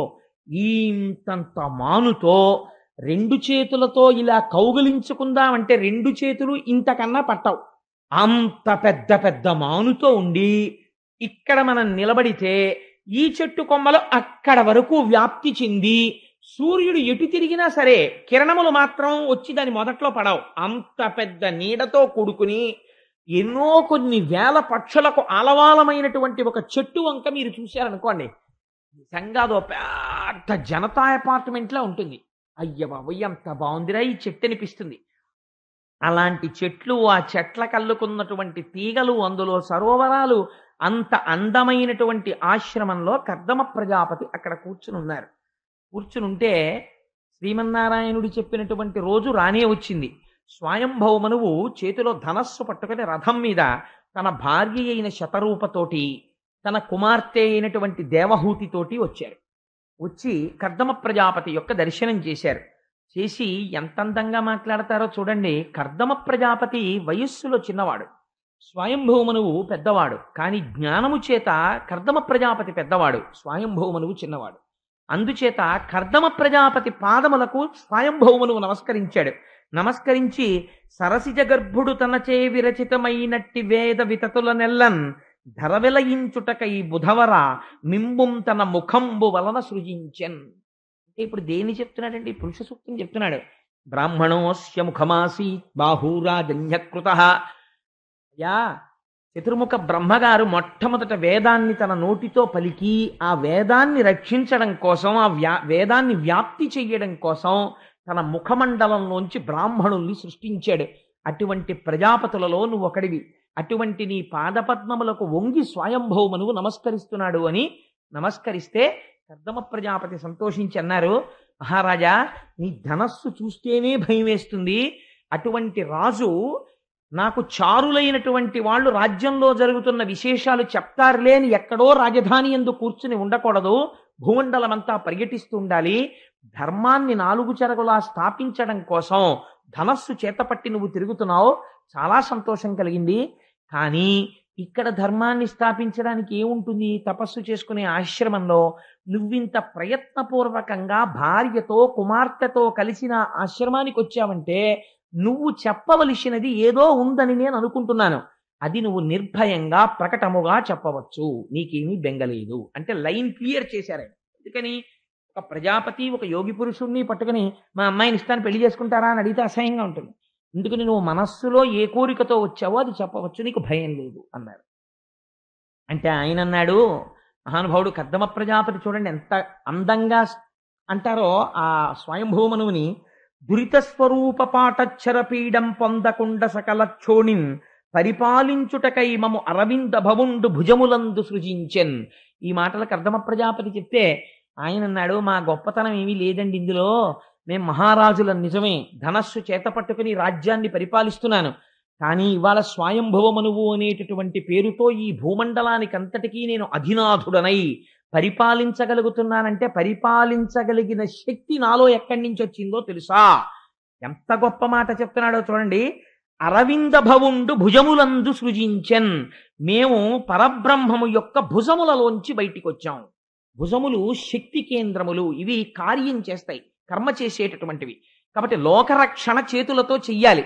అందుకని బాహూరాజన్యకృత, మేం ఈశ్వరుడు యొక్క బాహువులలోంచి వచ్చిన వాళ్ళం. అందుకని ఇది నా గొప్పతనం కాదు, నేను పరిపాలించి రక్షించగలుగుతున్నానంటే ఈశ్వరుడు యొక్క అనుగ్రహం. అందుకే మమ్మల్ని భుజములలోంచి సృష్టించాడు. వాళ్ళు చూడండి, వాళ్ళు మాట్లాడుకునే మాటలు ఏవి మాట్లాడినా అన్నీ ఎక్కడి నుంచి వస్తాయంటే ఈశ్వరుణ్ణి అనుసంధానం చేస్తూనే వస్తాయి. ఇప్పుడు స్వయంభవమనువు తన కూతురునిచ్చి వివాహం చేస్తానని చెప్పాలి. ఆయన ఎంత అందంగా మాట్లాడాడంటే, నాకు 3 కుమార్తెలు, అందులో ఇప్పుడు నాతో వచ్చినటువంటి పిల్లని దేవహూతి అని పిలుస్తారు. ఈ దేవహూతి నీకు తగినటువంటి సౌశీల్యము కలిగినటువంటిది. ఎందుచేత కలిగినది? నారదుడు మా అంతఃపురానికి వచ్చినప్పుడు కర్దమ ప్రజాపతి యొక్క గుణ విశేషములను వర్ణించి చెప్పేవాడు. నీ గుణములను విన్న తరువాత నిన్ను భార్యగా చేపట్టాలనేటటువంటి కోరిక నా కుమార్తె యందు కలిగినది. అందుచేత నా కుమార్తెను స్వీకరించి నన్ను ధన్యుణ్ణి చెయ్యి అని అడిగాడు. తప్ప తన కుమార్తె గురించి గొప్పగా చెప్పుకోలేదు. దేవహూతి లాంటి సౌందర్యవతి సాధారణం ప్రపంచంలో. అటువంటి అందగత్తె మా అమ్మాయి చేసుకో అని బాహ్య సౌందర్యం గురించి చెప్పలేదు అసలు. నారదుడి వలన నీ గుణములను వినిది. నీవేమిటో ఆవిడికి తెలుసు. నీకు భార్యగా ఉంటే ఎలా ప్రవర్తించాలో తెలుసు. నీ గుణములను విని నీ గుణములకు ఆవిడ ఉప్పొంగింది. అందుకని నీకు భార్య కావాలనుకుంటోంది. అందుకని నువ్వు ఆవిడ్ని భార్యగా స్వీకరించమని చెప్పాడు. ఇప్పుడు అనుకూలత కలుగుతుంది. దేనివల్ల అనుకూలత కలిగేది? పైకి ఆయన 6 అడుగుల పొడుగండి, మీ అమ్మాయి పొడిగెంత? 4-8. అబ్బే మా వాడికి వీడికి సరిపోదండి. ఏమిటి చేసుకుంటావు? పొడుగు కూర వండుకు తింటావా? పొడుగు పొట్టి, నలుపు తెలుపు, అన్ని అవయవాలు బాగున్నాయా బాగులేవా, తెల్లగా ఉందా నల్లగా ఉందా, ఇవన్నీ కూడా కాలగర్భంలో ఒకనాడు కలిసిపోయేటటువంటి విశేషాలు. ఇవాళ తెల్లగా ఉన్నటువంటి పిల్ల ఏదో ఒక అనారోగ్యం వస్తే నల్లగా అయిపోవచ్చు. నల్లగా ఉన్న పిల్ల పార్వతీదేవంతటి పేరు తెచ్చుకోవచ్చు. రంగులో ఏముంది, శీలంలో ఉంది ఉండేదంతాను. అందుచేత ఎంత అందంగా మాట్లాడారో చూడండి. ఫోటోలు చూసుకోవడం, పొడుగు పొట్టి చూసుకోవడం, హైట్ మిల్లీమీటర్లతోటి సెంటీమీటర్లతోటి చూసుకోవడం ఇవి లేదు. ఆ గృహస్థాశ్రమంలో ప్రవేశించేవాడు ఏది చూసి చేసుకున్నాడు? నీ గుణముల యందు అనురక్త అయినది. అంటే కర్దమ ప్రజాపతి ఎంత గొప్ప మాట మాట్లాడారో చూడండి. ఆవిడ తండ్రి గారు చెప్పలేదు ఆయన గురించి, కర్దమ ప్రజాపతి చెప్తున్నాడు. ఆయన అన్నాడు, అనగా నీ చేత అనన్యదత్తముగ ప్రతిష్ఠితంబైన ఈ తీగబోడి కమనీయ రూపరేఖా విలాసంబులమానిత లక్ష్మీ సమానయగుచు ఒకనాటి రాత్రియందుడురాజ చంద్రికా ధవళిత నిజసౌధ తలమునందు మహిత రణన్మణి మంజీర శోభిత చరణియై నిజసఖీ సహిత యగుచు కందుక క్రీడ చరింప గగనమందు వర విమానస్థుడగుచు విశ్వావసుండు నాగదనరిన గంధర్వ నాయకుండు తరుణి చూచి విమోహి అయి ధరణిపడియే. నీ కూతురు యొక్క సౌందర్యం ఏమిటో నాకు తెలిసాయా? ఒకనాటి రాత్రి పౌర్ణమి చంద్రుడు ప్రకాశిస్తుండగా నీ కుమార్తె కాళ్ళకి అందెలు పెట్టుకుని అంతఃపురం దగ్గర ఉన్నటువంటి సరోవరంలో, అక్కడ ఉన్నటువంటి ఆ ఉద్యానవనంలో తన చెలికెత్తెలతో కలిసి ఆడుకుంటోంది. ఆడుకుంటూ ఆ పిల్ల అక్కడ నిలబడి తన కాలితో భూమినిలా రాస్తోంది. రాస్తుంటే ఆ పైనుంచి గంధర్వుడు ఒక ఆయన వెళ్ళిపోతున్నాడు. ఆ వెళ్ళిపోతున్నటువంటి గంధర్వుడు విశ్వావసుడు ఆ విమానంలోంచి పిల్లని చూశాడు. చూసి ఎంత బాగుందో అనుకోలేదు. ఈ పిల్ల అందం చూసి పైన విమానం నుంచి స్పృహ తప్పి భూమి మీద పడిపోయాడు. అంత అందగత్తయ్యా నీ కూతురు, నువ్వు ఈ సంఘటన చెప్పలేదు, దాచావు. ఎందుకు దాచావు? బాహ్య సౌందర్యాన్ని చెప్పకూడదు కనుక దాచావు. కానీ నేను చెప్తున్నాను, అంతటి సౌందర్య రాశి. ఈ సౌందర్యం ఎక్కడి నుంచి వచ్చింది? లక్ష్మీదేవి అనుగ్రహం చేత వచ్చింది. ఎందుకని ఈ మాట ఎందుకనాలండి అంటే, కన్యాదానం చేసేటప్పుడు ఆడపిల్లని లక్ష్మిగా చూస్తారు. లక్ష్మిగా చూసి తామర పువ్వులో తీసుకొస్తున్నామని బుట్టలో కూర్చోబెట్టి తీసుకొస్తారు మేనమామలు. మేము ఎప్పుడూ మా మేనకోడలను ఆ దృష్టితో చూడలేదు, లక్ష్మిగా చూశామని తీసుకొస్తారు. అందుకని బట్టలు పెట్టి పంపిస్తారు ఆ మేనమామలకి. ఆ మేనమామలు తీసుకొచ్చి కూర్చోబెడితే కన్యాదాత వరుడి యందు నారాయణుణ్ణి చూసి తాను తరించిపోతాడు. తరించిపోయి పళ్ళెంలో వరుడి యొక్క కాళ్ళు పెట్టి తన భార్య నీళ్లు పోస్తుంటే తాను కాళ్ళు కడిగినటువంటి రోజున తన జన్మ సాఫల్యం. నారాయణుడి యొక్క కాళ్ళు కడిగి తజ్జలములను తన శిరస్సు మీద ప్రోక్షణం చేసుకునేటటువంటి మహాభాగ్యము ఎవరి వల్ల కలుగుతుంది? ఆడపిల్ల వల్ల కలుగుతుంది తండ్రికి. అందుచేత నీ కుమార్తె అంతటి సౌందర్య రాశి. నేను ఒక్క మాట చెప్పనా మహానుభావ, స్వయంభూమనువు, ఎవరికి లక్ష్మీదేవి యొక్క అనుగ్రహము కలిగిందో వారు మాత్రమే నీ కుమార్తెని చేపట్టగలరు. నేను చేపట్టి నా గుణములను విని నీ కుమార్తె నాకు భార్య కావడం కాదు, నాయందు లక్ష్మీదేవి ప్రసన్నురాలైనది, అందుకే నాకు ఇటువంటి భార్యనిచ్చినది. ఈ మాట ఎవరు అనగలరో తెలుసా అండి? శంకరాచార్యులు వారు అంటారు, కళాభ్యాం చూడాలంకృత శశికళాభ్యాం లిజితపఫలాభ్యాం. భార్యాభర్తలు ఎలా ఉండాలంటే, అబ్బా ఆయన తపస్సుకి ఫలితం ఈవిడ పుణ్యాలు నోముల పంట ఆయన. ఇద్దరు ఒకరినొకరు ఎలా ఉద్ధరించుకుంటున్నారండి నిజంగా అనిపించుకోగలగాలి దాంపత్యం అంటే. తప్ప దాంపత్యం అంటే ఆవిడ పొడుగ్గా ఉంది ఈయన పొట్టిగా ఉన్నాడు అవన్నీ కాదు దాంపత్యం. ఒకరినొకరు ఎలా తరింప చేసుకుంటున్నారు సంసారంలో. అన్ని గుణములు కలిగినదయా నీ కుమార్తె నాకు భార్య కావడానికి తగినదని నిర్ణయించిన వాడెవరో తెలుసా? నువ్వు కాదు, నేను కాదు. తండ్రి శ్రీమన్నారాయణుడు నిర్ణయించి మొన్నటి రోజునే చెప్పాడు. అందుకని నేను నీ కుమార్తెని భార్యగా స్వీకరిస్తాను. ఇది ప్రపంచమునందు మొట్టమొదటి పెద్దలు కుదిర్చిన వివాహము. ప్రపంచంలో మొట్టమొదట జరిగిన పెద్దలు నిర్ణయించిన వివాహం ఏదో తెలుసా అండి? దేవహూతి కర్దమ ప్రజాపతులు. ఎందుచేత ఎవరు నిర్ణయించారు? పెద్దలు నిర్ణయించినారుగానా అంటాడు. అన్నీ ఉటిది ఈయనే ఆ దొడ్లో ఈ దొడ్లో తిరిగి తీసుకొచ్చాడు ఆ పిల్లని. పెద్దలు నిర్ణయించినారుగానా అంటే ఇలా నిర్ణయించాలి. శ్రీమన్నారాయణుడు నిర్ణయించాడు. నిర్ణయిస్తే వివాహం జరుగుతోంది, ఒడంబడి జరుగుతోంది. అందుచేత అటువంటి పెద్దలు నిర్ణయించిన వివాహము ఆదిరాజు కుమార్తెని నేను చేసుకుంటున్నాను అన్నాడు. ఇదో గమ్మత్తైన మాట. ఆదిరాజు కుమార్తె ఏమిటండి అంటే, ఆదిరాజు అని పేరు ఎవరికంటే స్వయంభవ మనువుకి పేరు. ఎందుకనంటే సమస్త భూమండలాన్ని వరాహమూర్తి పైకెత్తి ఇచ్చిన తర్వాత మొదటి రాజు స్వయంభవ మనువు. అందుకని ఆయన ఆదిరాజు అని పిలుస్తారు. స్వయంభవ మనువుకున్న గొప్పతనం ఏమిటో తెలుసా అంటే, అసలు ముందు రాచభోగములను అనుభవించిన వాడు ఆయనే. అన్ని భోగములను అనుభవిస్తున్నా ఆయన ఎప్పుడు ఒకటి అనుకునేవట, ఈ భోగములు గొప్పవా, ఈశ్వర చరణారవింద సేవనము గొప్పదా, ఈ తుచ్చమైనటువంటి లాలస గొప్పదా, భగవత్కథా శ్రవణము గొప్పదా, ఈ భోగస్థానములతోడి సంగము గొప్పదా, భాగవతులతోడి కలయిక గొప్పదా అని నిరంతర ప్రశ్న వేసుకుని అవే గొప్పవి, ఇవి అల్పములు నీచములు అని నిర్ణయించుకునేవాట. అందుకే ఆయన్ని ఆదిరాజు అని పిలిచారు. ఆదిరాజు అని ఇంటి పేరున్న వాళ్ళందరికీ బహుశా ఈ లక్షణం ఉంటుందేమో. వాళ్ళు ఎంతంత పెద్ద పెద్ద ఉద్యోగాలు చేసినా, ఎంతంత చదువులు చదువుకున్నా అంత నిరాడంబరంగా, అంత పెద్ద మనిషి తరహాగా, అంత భక్తిగా ఉంటారులా ఉంది. చిత్రం చూసారా మీరు? ఇన్నాళ్ళు లేదు. ఇవాళ ఆదిరాజు గురించి ఉపన్యాసంలో వచ్చే రోజున నాకు పూలదండ వేసిన వారు ఆదిరాజు ప్రకాశరావు గారు. అలా వెయ్యాలని నిర్ణయించిన వాడు గోపాలకృష్ణుడు. ఏమంటారు దీన్ని? ఇది నేనైతే అనుకుంటాను, ఇది ఈశ్వరానుగ్రహము అనుకుంటాను. అందుకని ఆదిరాజు అని బిరుదు ఆయనకి, స్వయంభవ మనువుకి. ఇది పెద్దలు నిర్ణయించిన మొట్టమొదటి వివాహం. కాబట్టి ఇప్పుడు ఎందుకు ఆ మాట అనాలండి అంటే, ఈ వివాహం మనందరికీ మార్గదర్శకం. ఇప్పుడు ఇది పండుతుందా పోతుందా? నువ్వెవడివి? కాలేజీలోనూ ఇంకో క్లబ్లోనూ పెద్దలు నిర్ణయించిన పెళ్లిళ్ళు మంచివా, ప్రేమ పెళ్లిళ్ళు మంచివా అని డిబేటింగ్ కాంపిటీషన్ పెట్టడానికి వ్యాసుడు ఎప్పుడో చెప్పాడు. ఏది మంచిదో ఆయన నిర్ణయించి చెప్పేశాడు. ఇంకా నీ డిబేటింగ్ ఎందుకు? నీ అల్పజ్ఞానంతో నీకేమైనా చేతనైతే భాగవతం చదువుకోసారి వెళ్ళి చతుర్థ స్కంధం. నీకు చేత కాకపోతే నోరు ముసుగు కూర్చో. పిచ్చ డిబేటింగ్ కాంపిటీషన్ పెట్టకు, పిల్లల్ని పాడు చేసేయి. కాబట్టి ఇది మొదటి వివాహము. కాబట్టి ఇప్పుడు మీరు ఏం చేయాలి? ఇక్కడి నుంచి గమనించడం మొదలెట్టాలి. ఓహో, ఇది ఫెయిల్ అయిందా, సక్సెస్ అయిందా? సక్సెస్ అవ్వడం అంటే ఏమిటి? ఓ 3 పిల్లలు పుట్టారు, కొడుకులు పుట్టారు, కూతుళ్ళు పుట్టారు, ఇంటికి ఏసీ ఉంది, కారు ఉంది, అన్నీ ఉన్నాయి, కాబట్టి ఇద్దరు చాలా సంతోషంగా ఉన్నారు. ఇట్స్ సక్సెస్ అని మిమ్మల్ని తీర్మానం చేయమని కాదు. నేను ముందే చెప్పాను, గృహస్థాశ్రమంలో ఎందుకు ప్రవేశించారు? ఇద్దరు ఒకరిని ఒకరు తరింప చేసుకోవడానికి ప్రవేశించారు. అలా తరింప చేసుకోగలిగారా? ఇది మీరు నిర్ణయం చెయ్యాలి. ఇందులో శ్రీమన్నారాయణుడు మీరు తరించగలరు అనడానికే నీకు తగిన అనుకూలమైన భార్య పెద్దల చేత నిర్ణయింపబడుతోంది. కాబట్టి మీ వివాహము ఖచ్చితంగా తరింపచేస్తుంది. ఎలా? ఆయన ఒక వరం ఇచ్చాడు. ఏమిటి ఆ వరము? నేనే నీ కడుపున కొడుకుగా పుడతాను అని చెప్పాడు. ఇది న్యాయం అండి, ఇది యథార్థం. ఎందుచేత? తండ్రి మళ్ళీ తానే కొడుకుగా వస్తున్నాడు. మళ్ళీ ఆ కొడుకు ఏం చేస్తున్నాడు?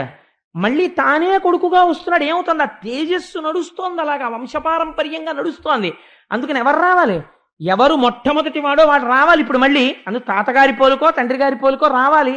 అందుకని ఆ నారాయణుడుకు కర్దముడికి అభేదం, ఇద్దరు ఒకటే, తండ్రి కొడుకు ఒకటైపోయినప్పుడు అందుకని మళ్ళీ నారాయణుడే పుట్టాలి కడుపున. అందుకుని నేనే నీ భార్య కడుపున 10 నెలలు పడుకుని బయటికి వస్తానయ్యా. ఎంత విజయం చూడండి ఇది నిజంగా కర్దమ ప్రజాపతికి. ఇది గృహస్థాశ్రమం యొక్క విజయము అని చెప్తే సంతోషపడిపోయారు. చిత్రం ఏమిటో తెలుసా అండి? స్వయంభువ మనువు పిల్లనివ్వలేదు కర్దమ ప్రజాపతి. ఈయన కర్దమ ప్రజాపతి ఇన్ని మాటలు చెప్తే, స్వయంభువ మనువు ప్రపోజ్ చేస్తే ఆయన ఒప్పుకుంటే తన కూతురి వంక చూశాడు. కూతురు చాలా చిరునవ్వు నవ్వుతూ తన సంతోషాన్ని వ్యక్తం చేసింది. ఇవ్వలేదు పిల్లని. శతరూప చెయ్యి పట్టుకుని పక్కకి తీసుకెళ్ళాడు. నీకు అంగీకారమేనా అని అడిగాడు. భార్యాభర్తలంటే ఇది.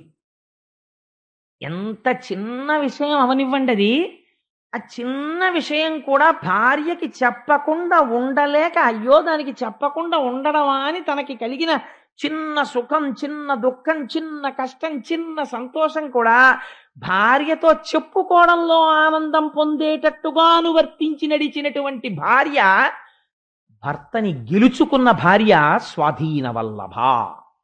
అందుకే శంకరుడు పార్వతీదేవికి చెప్పకుండా ఎవరికీ చెప్పడేది. అలా గెలుచుకుంది ఆవిడ. అలా గెలుచుకోగలిగితే స్వాధీన వల్లభ ఆవిడ భార్య అంటే. ఆయన అసలు ఆవిడ పేరు ఉట్టినే తలుచుకుంటూ ఉంటాడు, అన్నీ చెప్తాడు. ఎందుకు అలా పసిపిల్లాళ్ళ వెళ్ళి చెప్పడం? లొంగిపోయి కాదు, ఆవిడ తనని అలా గెలుచుకుంది. ఇక్కడ సింహాసనంలో అధిష్ఠితురాలైంది. తన ప్రేమతో ఆయన్ని గెలుచుకుంది. ఆయనకి మార్గదర్శకత్వం చేస్తుంది. ఆయన ఎప్పుడైనా పొరపాటు పడితే అలా చేయకండి, తప్పు, మీరు ఇలా ప్రవర్తించండి అని ఆయన జీవితాన్ని ఉద్ధరించే బాట చూపిస్తుంది. అందుకే భార్య కేవలం దాసి కాదు, కార్యేషు ఆవిడ కార్యేషు దాసి కరణేషు మంత్రి రూపేచ లక్ష్మి క్షమయా ధరిత్రి. అందుకని ఆవిడ ఎన్ని రకాలుగా సేవిస్తుందో, భార్యకున్నటువంటి స్థానం, స్త్రీకున్నటువంటి స్థానం ఎంత పరమ పవిత్రంగా ఆవిష్కరించారో చూడండి. శతరూప అంగీకరించిన తరువాత ఉత్తరక్షణ వివాహం, ముహూర్తం కుదిరింది కాబట్టి చేసేసాడు. చేసేస్తే బహుమతులు ఎవరిచ్చారో తెలుసా అండి? స్వయంభూ మనువు ఇవ్వలేదు, అత్తగారు ఇచ్చింది అల్లుడికి. ఈ ప్రేమ అంటే మామగారు ఇవ్వడం కాదు, అత్తగారు మధుపర్కం ఇస్తుంది.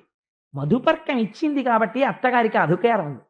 ఓయ్ అల్లుడు, నువ్వు ఈ స్ట్రైప్ షర్ట్ వేసుకోవాయ్, బాగుంటుంది నీకు అని ఓ చొక్కా కుట్టించి ఇవ్వడానికో, లేకపోతే అల్లుడు గారు మీరు సరదాగా ఆడుకోవడానికి మీరు టైర్ అయిపోయి వస్తారు కదా, రాత్రి 10కో 11కో మా అమ్మాయితో కాసేపు రిలాక్స్ అవ్వడానికి క్యారమ్ బోర్డు ఆడుకోండి అని ఒక క్యారమ్ బోర్డు కొని ఇచ్చింది అనుకోండి, అత్తగారు పొంగిపోవాలి. అల్లుడు, మా అత్తగారు ఇంత చేస్తే ఆషాఢ మాసంలో క్యారమ్ బోర్డు ఇచ్చింది అనకూడదు. నా మానసికోల్లాసానికి క్యారమ్ బోర్డు కొనిచ్చింది మా అత్తగారని పొంగిపోవాలి. ఎందుకలాగా అంటే తన కొడుకు ఎలా సంతోషించాలి, ఆడుకోవాలి, ఆనందంగా ఉండాలని చూస్తుందో అలా చూస్తుంది. మీకు చిత్రం ఏమిటో తెలుసా అండి? కర్దమ ప్రజాపతి లాంటి యోగి పురుషుడికి అత్తగారైనటువంటి శతరూప ఇచ్చిన బహుమానాల్లో ఏమున్నాయో తెలుసా? క్రీడా పరికరాలు ఉన్నాయి, ఆడుకునే ఆట వస్తువులు. అలా ఇవ్వడం ఏంటంటే అంతే, అది మొదటి వివాహం, అలా ఇవ్వాలి. అందుకని ఇవ్వవచ్చా ఏమిటండి ఇవన్నీ, అలాంటివన్నీ ఇచ్చారు అంటే, నేనైతే చేస్తాను, నా కూతురు పెళ్ళైనప్పుడు సారెలో ఓ క్యారమ్ బోర్డు, చెస్ బోర్డు కొనిస్తాను. ఎందుకంటే నేను కర్దమ ప్రజాపతి గురించి చదువుకున్నాను కాబట్టి. అలా ఇవ్వాలి కాబట్టి, అలా ఇవ్వడం న్యాయం. మధుపర్కం ఇచ్చిన వాళ్ళు అలా ఇవ్వాలి. అందులో నా అల్లుడు కూడా సంతోషించాలి, అతను ఉల్లాసంగా ఉండాలన్న నా కోరిక ఉంది, నా భార్య కోరిక ఉంది కదా, అందుకని ఇస్తే తప్పు లేదు. అంటే నిజంగా అసలు మన వివాహాలు ఎలా ఉండేవో, ఎంత అందంగా ఉండేవో మీరు ఒకసారి చూడండి. అందుచేత అంతవరకు చాలా మా చర్చ అక్కర్లేదు దానికి. అందుచేత దాని మీద అలాంటి క్రీడా పరికరములతో సహా ఇస్తే చాలా సంతోషించి ఆమెని అప్పజెప్పి విడిచిపెట్టి వెళ్ళలేక ఇంత స్వయంభువమనువు, ఇంత ధర్మం తెలుసున్నవాడు, ఇంత అల్లుణ్ణి పొందినవాడు కన్నుల నీరు పెట్టుకుని భారమైన గుండెలతో వెనక్కి తిరిగి చూస్తూ వెళ్ళలేక వెళ్ళేట. మీకు శాస్త్రంలో ఒక గొప్ప రహస్యం చెప్పనండి. పుట్టింట్లో ఉండగా ప్రేమ తల్లిది, నిజంగా కూతురు అత్తవారింటికి వెళ్ళేటప్పుడు నిజమైన శోకం గుండెల్లోంచి బయటకు వచ్చే బడబాగ్ని తండ్రిది. ఏడవలేక అంటే అప్పగింతల పీటల మీద లోపలికెళ్ళి కళ్ళ నీళ్లు తుడుచుకుని ముక్కు చీదుకుంటుంటే బాత్రూంలోకి వెళ్ళి, ఏమిటండి అన్ని చెప్తారు మీరు, భలేవరే, ఆ ఏడవడం ఏంటి తప్పు కదా, మీరు మగవారికి అన్నమ్మడి నీళ్ళు రావచ్చా అంటారు. ఆడపిల్ల వెళ్ళిపోతుంటే తండ్రి అంత బెంగ పెట్టుకుంటాడు, పైకి చెప్పుకోలేడు కానీ అన్నం తినడు. వెళ్ళిపోతుంది అన్న ఆలోచన వస్తేనే అబ్బాయి ఎందుకు లేదు అంత తొందరగా పెళ్ళి అనిపించి వాయిదా వేసేద్దాం అనిపిస్తుంది. ఆడపిల్లని పంపడం అంటే అంత కష్టంగా ఉంటుందండి, తండ్రికి అంత బెంగగా ఉంటుంది. మీరు లక్ష్మీ కళ్యాణంలో విందురు గాని సముద్రుడు ఎంత బాధపడ్డాడో ఎదరొస్తుంది కదా ఇంకొక వారం రోజుల్లో అసలు లక్ష్మీ కళ్యాణం, అప్పుడు చూద్దురు కానీ దాని అందం ఏమిటో అసలు. సరే, అందుచేత ఇంతటి స్వయంభవమనువు బెంగ పెట్టుకుని వెనక్కి తిరిగి వెళ్ళేట. మొదటి వివాహం ఎలా ఉండాలో అలాగే వర్ణించారు. తిరిగి వెళ్ళిపోతుంటే ఆయన వెళ్ళిపోతూ సరస్వతీ నదీ తీరంలో ఉన్నటువంటి మహాపురుషులందరినీ సేవిస్తూ తిరిగి వెళ్ళిపోయాడు. వెళ్ళిపోతే ఆయన రాజధాని పేరు బర్హిష్మతి. అదో విచిత్రమైన ఊరు. దానికి బర్హిష్మతి అన్న పేరు ఎందుకు వచ్చిందో తెలుసా అండి? ఏ పేరు అనవసరంగా పెట్టరు మన వాళ్ళు. యజ్ఞవరాహమూర్తి నీటిలోంచి భూమిని పైకి తీయడం కోసమని నీటిలో తన యొక్క ముట్టె పెట్టి చాలాసేపు వెతికాడు. ఆ వెతకడంలో ఆయన ఒంటి మీద ఉన్నటువంటి వెంట్రుకలు నానిపోయి, బాగా నానిపోయిన తర్వాత భూమి దొరకక ఆ వెతుకుతూ వెతుకుతూ ఒకసారి తల పైకి పెట్టి ఇలా ఇలా విదుపుతుండేవాడు. ఆ విదుపుతున్నప్పుడు ఒంటి మీద నానిపోయిన కొన్ని వెంట్రుకలు కొన్ని ఎగిరి పడ్డాయి. అవి పడిన ప్రదేశం ఏదో దాని పేరు బర్హిష్మతి. ఆ పడిపోయిన వెంట్రుకలు భూమిలోకి వెళ్ళి అందులోంచి దర్భలు పైకి వచ్చాయి. ఆ దర్భలు ఇప్పటికీ ఆకుపచ్చగానే ఉంటాయి. ఆకుపచ్చని ఆ దర్భలతో నిరంతర యజ్ఞయాగాదులు చేసి శ్రీహరిని ఆరాధించేవాడు స్వయంభౌమనువు. అటువంటి పట్టణం కనుక దానికి బర్హిష్మతి అని పేరు. అటువంటి పట్టణాన్ని రాజధానిగా చేసుకుని స్వయంభౌమనువు పరిపాలిస్తున్నాడు. అంటే ఎంత వైదిక కర్మాచరణము కలిగిన వాడో, ఎంతటి ఈశ్వర సంబంధం ఉన్నటువంటి ప్రదేశమునందు ఆయన ఉన్నటువంటి వాడో మీరు ఆలోచించండి. సరే, అందుచేత కొంతకాలం అయిపోయింది. ఈవిడ మహాసౌందర్య రాశి. ఒక్క మాట మీరు అర్థం చేసేసుకున్నారు కదండి. విశ్వవసు అంతటి వాడు ఆకాశంలోంచి కింద పడిపోయాడు స్పృహ తప్పి. అంతటి అందగత్తె ఈవిడ కర్దమ ప్రజాపతిని సేవిస్తోంది. నేను ఇవాళ రేపు జరుగుతున్న పెళ్లిళ్ల గురించి చెప్పను, ఎందుకంటే భాగవతం చెప్తున్న నోటితో అవి చెప్పడం నాకు అసహ్యం. కానీ మీరు ఒకటి ఆలోచించండి, ఇంత సౌందర్య రాశి అయిన భార్య భర్తకి ఉపచారం చేస్తోంది. ఆయన ఏం చేస్తున్నాడు? తపస్సు పాటిస్తున్నాడు, నియమములు పాటిస్తున్నాడు. భర్త తపస్సు పాటించి నియమములు పాటిస్తే భార్య ఏం చెయ్యాలి? ఆవిడ అవే పాటించాలి. ఆయన భూశయనం చేస్తున్నాడు, ఆవిడ భూశయనం చేస్తోంది. ఆయన తపస్సు చేసుకుంటున్నాడు, ఆవిడ ఆయనకి కావలసినటువంటి ఫలాలు, ఆ సమయానికి కావలసిన పువ్వులు, ఆ సమయానికి కావలసిన తేనె అందిస్తోంది. ఆయనకి బాహ్యస్మృతి లేదు, తపస్సు చేసుకుంటూ పొంగిపోతున్నాడు. ఈవిడ ఇటువంటి భర్త దొరికాడని పొంగిపోయి ఆయన అనువర్తిస్తోంది. ఒక రాచసౌధంలో పెరిగి దాసదాసీజనము చేత సేవలందుకున్నటువంటి స్త్రీ తన భర్తకి సేవ చేయడానికి నిర్మానుష్యమైన ఒక ఆశ్రమములో భర్తకి సేవ చేయడంలో అలిసిపోయి, ఒక అంగరాగం లేదు, ఒక పన్నీటి స్నానం లేదు, కేశపాశమునకు సుగంధ తైలం లేదు, ఏవీ లేవు. ఆ తల స్నానాలు చేసి చేసి చేసి చేసి నల్లటి జుట్టు ఎర్రగా అయిపోయింది. అదంతా జటలు కట్టేసి ఆ జుట్టు జటలు కింద వేలాడుతోంది. ఆవిడ శుష్కించిపోయి శల్యం అయిపోయింది, అంత సన్నపడిపోయింది. ఒకనాడు దేవహూతి చూడడానికి ఎంత అందంగా ఉండేదో ఇప్పుడంతా శుష్కించిపోయింది. వ్యాసుల వారు ఎంత గొప్ప ఉపమానం వేశారో తెలుసా అండి? పార్వతీదేవి పరమశివుని సేవించినట్లు. ఆవిడ అపర్ణ అయితే అప్పుడు పరమశివుడు సంతోషించాడు. ఈవిడ అంతగా సృష్టించిపోయాక ఒకరోజు తపస్సులోంచి లేచి నడుస్తూ ఎందుకో ఇలా చూశాడు దేవహూతి వంక. ఆవిడ శరీరాన్ని చూసి ఆశ్చర్యపోయాడు. నేను ఒకనాడు ఈవిడ సౌందర్యాన్ని వర్ణన చేశాను. నా కోసం తపించడంలో, నా కోసం పరిశ్రమించడంలో, నా కోసం ఇన్ని ఏర్పాట్లు చేయడంలో ఈవిడ ఇవాళ ఇలా అయిపోయింది అని, దేవహూతి నీ సేవలకి నేను సంతోషించాను కాబట్టి ముందేది ధర్మము. ఇద్దరూ కలిసి ఈశ్వరార్చన నిపుణులయ్యారు. నీకు నా వలన తీరవలసిన కోరికేమి అని. ఆవిడంది, ఒక సౌశీల్యవతురాలైనటువంటి స్త్రీ భర్త వలన ఏ సుఖాన్ని కోరుతుంది? సంతానవతి అయి తాను తల్లి కావాలని కోరుకుంటుంది. ఈశ్వర, మీరు నాకు పతిదేవులు, మీరు నన్ను కరుణించి నేను తల్లినయ్యేటటువంటి అదృష్టాన్ని నాకు కటాక్షించండి.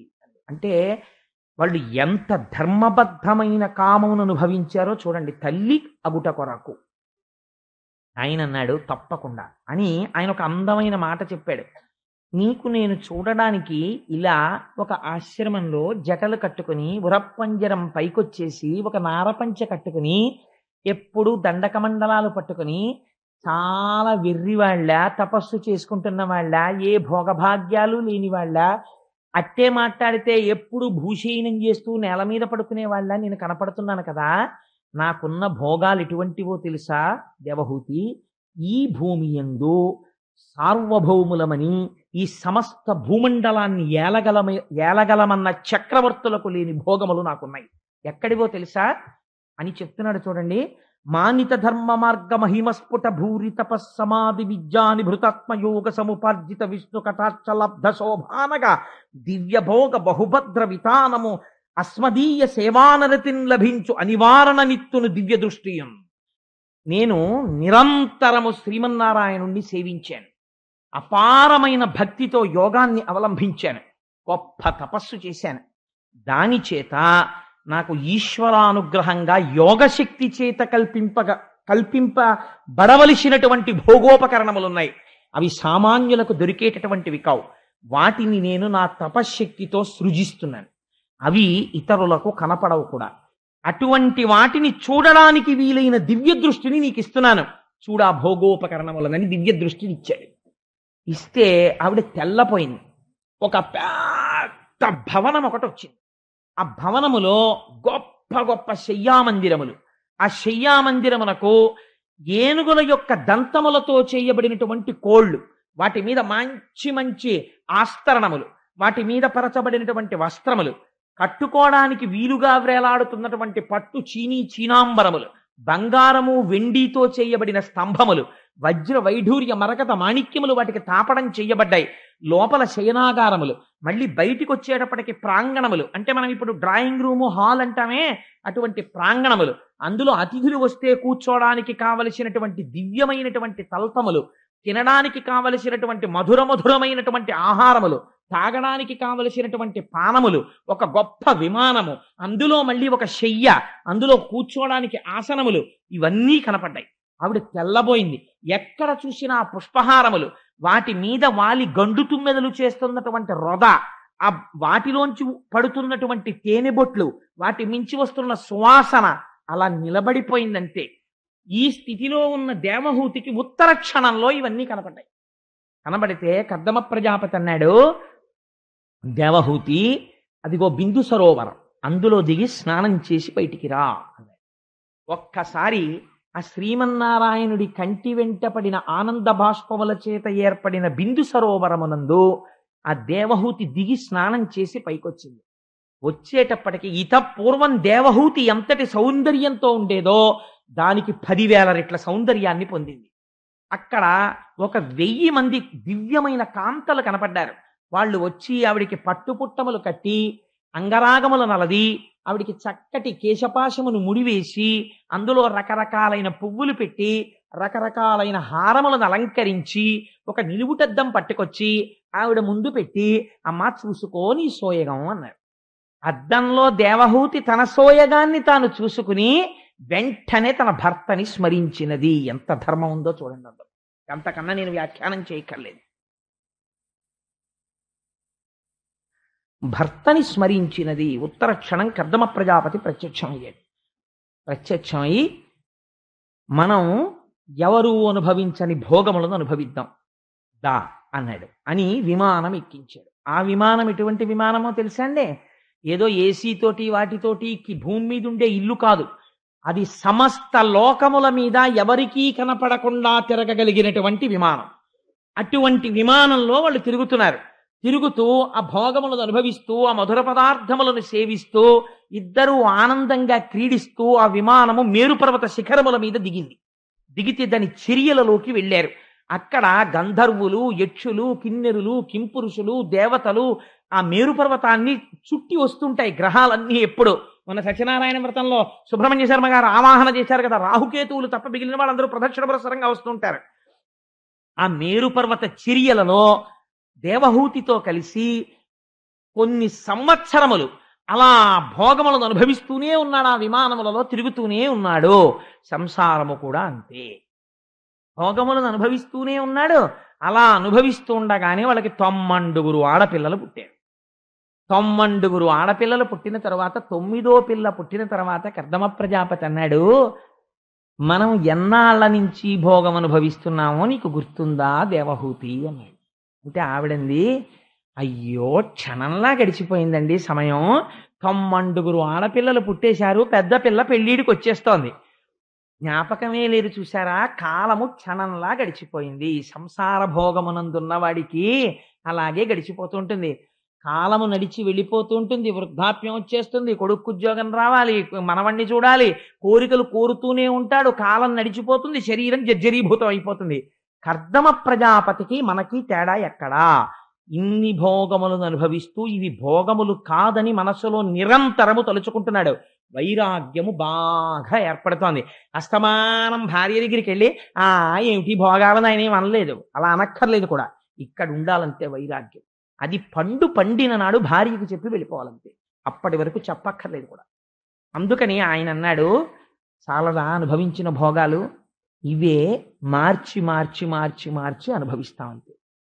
ఇలా అనుభవిస్తూ పోతే ఒకనాడు కాలమునందు ఈ శరీరం పడిపోతుంది, అప్పుడు మనం ఉద్ధరించబడం. అందుకని దేవహూతి, నేను సన్యాసం తీసుకుని వెళ్ళిపోతున్నాను.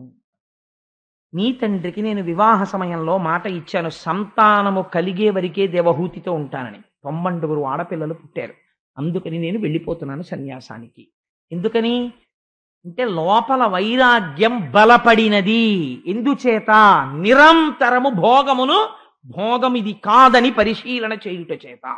అందుకని సన్యాసానికి వెళ్ళగలిగాడు. ఇప్పుడు చూడండి గృహస్థాశ్రమాన్ని ఎలా వాడుకోవాలో వాడాడు కర్దమ ప్రజాపతి. ఇదే నేను ముందు చెప్పిన ఉపోద్ఘాతం. ఈ మాట అంటే ఆవిడంది నిజంగా ఎంత గొప్ప మాట అండి ఆవిడంది. అపరతి పుట్టెయి ఇహ సుఖానుభవంబులయందు మున్నునే చపలత కామభోగరతి సంగము కోరి మహాత్మా నిన్ను అచ్చపు తలపొప్పగా తెలియజాలకయం వరించుటన్ భవత్కృప ఫలించే ముక్తి నిన్ను కేవల భక్తి భజింపకల్కతే. అరే ఏం ఆశ్చర్యమయ్యా! ఇద్దరం కలిసే భోగం అనుభవించాం, ఇద్దరం కలిసే సుఖాలు అనుభవించాం, ఇద్దరం కలిసే విమానంలో తిరిగాం, ఇద్దరం కలిసే పిల్లల్ని కన్నాం. నువ్వు పైకి చెప్పలేదు, భోగం అనుభవిస్తున్నప్పుడల్లా ఇది భోగము కాదని లోపల పరిశీలన చేశావు. ఇంత వైరాగ్యానికి వచ్చేసి నేను సన్యాసం తీసుకుంటానని వెళ్ళిపోతున్నావు. నీ వంటి మహాత్ముడితోనే నేను ఇంతకాలం ఉన్నాను, నాకు అసలు ఈ ఆలోచనే రాలేదు. అందుచేత అసత్పురుషుడితోటి ఉన్నంత మాత్రము చేత భోగమునందు ఉండిపోవడం సహజం. సత్పురుషుడితో కలిసి నేను సంసారము చేస్తూ కూడా నీకున్న ఆలోచన నాకు రాకుండానే నా జీవితం వెళ్ళిపోతోంది. నువ్వేమో పండిపోతున్నావు. పండిపోయి ఇవి భోగములు కాదు తుచ్చములు అని స్థిర నిర్ణయానికి వచ్చేసి గొప్ప వైరాగ్య సంపత్తితో వెళ్ళిపోతున్నావు. నిన్ను ఆపను. ఎందుకని? నువ్వు పండిపోవడమే కావలసింది, పండాలి గృహస్థాశ్రమంలోకి వచ్చినందుకు. కానీ ఒక్క కోరిక, నాకు 90 ఆడపిల్లల్ని ఇచ్చావు, ఇప్పుడు వీళ్ళకి యోగ్యమైన వరుల్ని తేవాలి. నేనా ఆడదాన్ని, నాకా ఏమీ తెలియవు. ఇన్నాళ్ళు నీ వెనక నీ నీడలో నా భర్త ఇంత గొప్పవాడని తిరిగిశాను. ఇప్పుడు నువ్వు ఉన్న పళంగా సన్యసించి వెళ్ళిపోతే ఈ ఆడపిల్లలకి నేను ఎలా సంబంధాలు చూడను? అందుచేత ఇంటికి రక్షణగా నాకొక్క కొడుకుని కటాక్షించి వెళ్ళిపో. ఆ కొడుకు మళ్ళీ నన్ను సంసార లంపటమునందు తిప్పేవాడు కాకూడదు. నువ్వు వెళ్ళిపో సన్యాసానికి, కానీ ఆ కొడుకు నన్ను ధరించేవాడు కావాలి, నన్ను కూడా జ్ఞానము వైపుకి తిప్పేవాడు కావాలి. అటువంటి వాడు, కూతుళ్ళని గట్టెక్కించగలిగిన వాడు ఒక కొడుకునిచ్చి వెళ్ళిపోవయ్యా. ఆయన అన్నాడు, షహబాష్, గొప్ప కోరిక కోరావు, అందుకని నీకు ఒక కుమారుణ్ణి ఇవ్వడానికి నేను అంగీకరిస్తున్నాను అని కర్దమ ప్రజాపతి యొక్క తేజస్సు యందు శ్రీమన్నారాయణుడు ప్రవేశించాడు. దేవహూతి యొక్క గర్భములోకి ప్రవేశించి ఆయన కుమారుడై కపిల భగవానుడనేటటువంటి పేరుతో బయటికి వచ్చాడు. కపిల మహర్షి జన్మిస్తే భగవానుడు కపిల రూపంలో దేవహూతి కడుపున పుడితే ఆశ్చర్యం ఏమిటో తెలుసా అండి? సంతోషం ప్రకటించడానికి చతుర్ముఖ బ్రహ్మగారు వచ్చారు. ఎవరితో? మరీచి మొదలైన మహర్షులతో. నువ్వురా నాయనా కొడుకు అంటే కర్దమ ప్రజాపతి, నిన్ను నేను సృష్టించి ఒక మాట చెప్పాను, ప్రజోత్పత్తి చెయ్యి అని చెప్పాను. నువ్వు కేవలము ప్రజోత్పత్తి చేస్తూ ఉండిపోలేదు, గృహస్థాశ్రమములోనికి వెళ్ళి ప్రజోత్పత్తి చేసి ధర్మబద్ధమైన భోగమును భవించి భోగమును విచారణ చేసి వైరాగ్యమును పొంది వైరాగ్యము వలన సన్యసించుటకు సిద్ధపడి భార్య కోరిక తీర్చడానికి కొడుకుని జనింపచేసి ఈశ్వరుణ్ణి కొడుగ్గా పొందావు. అదిగో స్వామి యొక్క పాదములలో చూశావా? హలరేఖ కనపడుతోంది, నాగలి అంకుశం కనపడుతోంది, పద్మం కనపడుతోంది. శ్రీమన్నారాయణుడే నీ కొడుకుగా జన్మించాడు. నీలాంటి కొడుకుని కని నేను తరించిపోయానయ్యా అన్నాడు. ఇది గృహస్థాశ్రమంలో ప్రవర్తించవలసిన విధానం. అందుకని కర్దమా, నేను పరమానందాన్ని పొందుతున్నాను. కపిలుణ్ణి సేవించి నీ భార్య దేవహూతి మోక్షాన్ని పొందుతుంది. నువ్వు సన్యాసాశ్రమంలోకి వెళ్ళి నువ్వు పొందుతావు. ఈశ్వరుడే ఇంట్లో పుడితే బయటికి వెళ్ళిపోవడం ఎందుకండి సన్యాసాశ్రమానికి? అంటే ఇంకా తన ఇల్లు అన్న భావనతో ఉండడానికి వీల్లేదు. నేను నాది అన్నదేదీ లేదు. న్యాసం అంటే నిక్షేపించుట. సన్యాసము, సత్ ఎందు నిక్షేపించేశాడు. ఈశ్వరుడు తప్ప నేనన్నవాడు, నా అన్నవాడు నాకు లేడు. కాబట్టి ఏమిటి? ఆకలేసింది, అన్నము ఎక్కడిది? తనకని ఉండదు, భిక్ష. ఆయన తిన్నారనుకోండి, ఆయన అన్నమే తింటారు. మన ఇంటికి భిక్షకొచ్చిన స్వామి, మనము అన్నమే తింటాం. కానీ ఆయన అంటారు, నేను భిక్షకొచ్చానండి. అంటే నాకు ఆకలేసింది, ఒక ఇంటి ముందు నిలబడి భవతి భిక్షాందేహి, మేము పెడతాను రండి భిక్ష అన్నారు. ఇది భిక్షాన్నముగా తింటున్నాను. అందుకే రుచి చెప్పరు. దోసకాయ పప్పు చాలా బాగుందమ్మా అని ఏం అనరు. ఇది ఈ ఆకలి తీరడానికి, దగ్గు తగ్గడానికి మందేసుకున్నట్టుగా తింటారు. మీకు నేను ఒక ఆశ్చర్యకరమైన సంఘటన చెప్పనండి. చంద్రశేఖర పరమాచార్య స్వామి వారు కంచి పీఠాధిపతులుగా చేరినటువంటి కొత్తలో ఆశ్రమంలో వంటవాడు తోటకూర పప్పు చేసి వడ్డించాడు. వడ్డిస్తే పరమాచార్య స్వామి వారి నోటి వెంట పుసుక్కునో మాట వచ్చింది, పప్పు చాలా బాగుంది అని. మరునాడు మళ్ళీ తోటకూర పప్పు వేశాడు, తిన్నారు. 3వ రోజు తోటకూర పప్పు వేశాడు, తిన్నారు. 4వ రోజు తోటకూర పప్పు వేశాడు, తిన్నారు. 5వ రోజు ఆయనకి భిక్ష తీసుకొస్తున్నారు. తీసుకొస్తుంటే అన్నారు, ఇవాళ భిక్ష అక్కర్లేదన్నారు. అంటే భిక్ష అక్కర్లేదన్నారు, ఏమన్నా కడుపులో కొంచెం ఇబ్బందిగా ఉందేమో అని ఊరుకున్నారు. వారం రోజులు అయిపోయింది, 10 రోజులు అయిపోయింది, భిక్ష తీసుకోరు. రోజు భిక్ష తీసుకోవలసిన సమయంలో గోశాలలోకి వెళ్ళి ఆవు పంచకంలోంచి పేడ పిసర కొద్దిగా తీసి నలిపి ఆ ఉండ నోట్లో వేసుకుని లోపలికి వెళ్ళిపోయేవారు. ఆఖరికి ఎవరు పడితే వాళ్ళు పీఠాధిపతులను ఏది పడితే అది అడగడం కుదరదు. ఆస్థాన పౌరాణికుల్ని పిలిపించారు. ఎందుకు స్వీకరించట్లేదు భిక్ష అడగమన్నారు.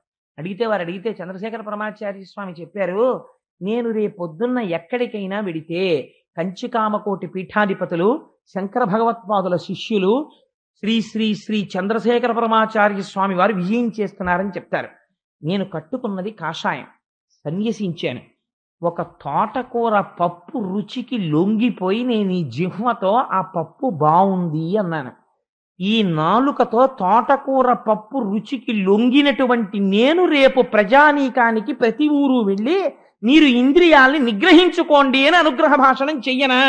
ఏ నాలుక పప్పు రుచికి లొంగిందో దాన్ని ఆవు పేడతో శుద్ధి చేస్తున్నాను 11 రోజులు.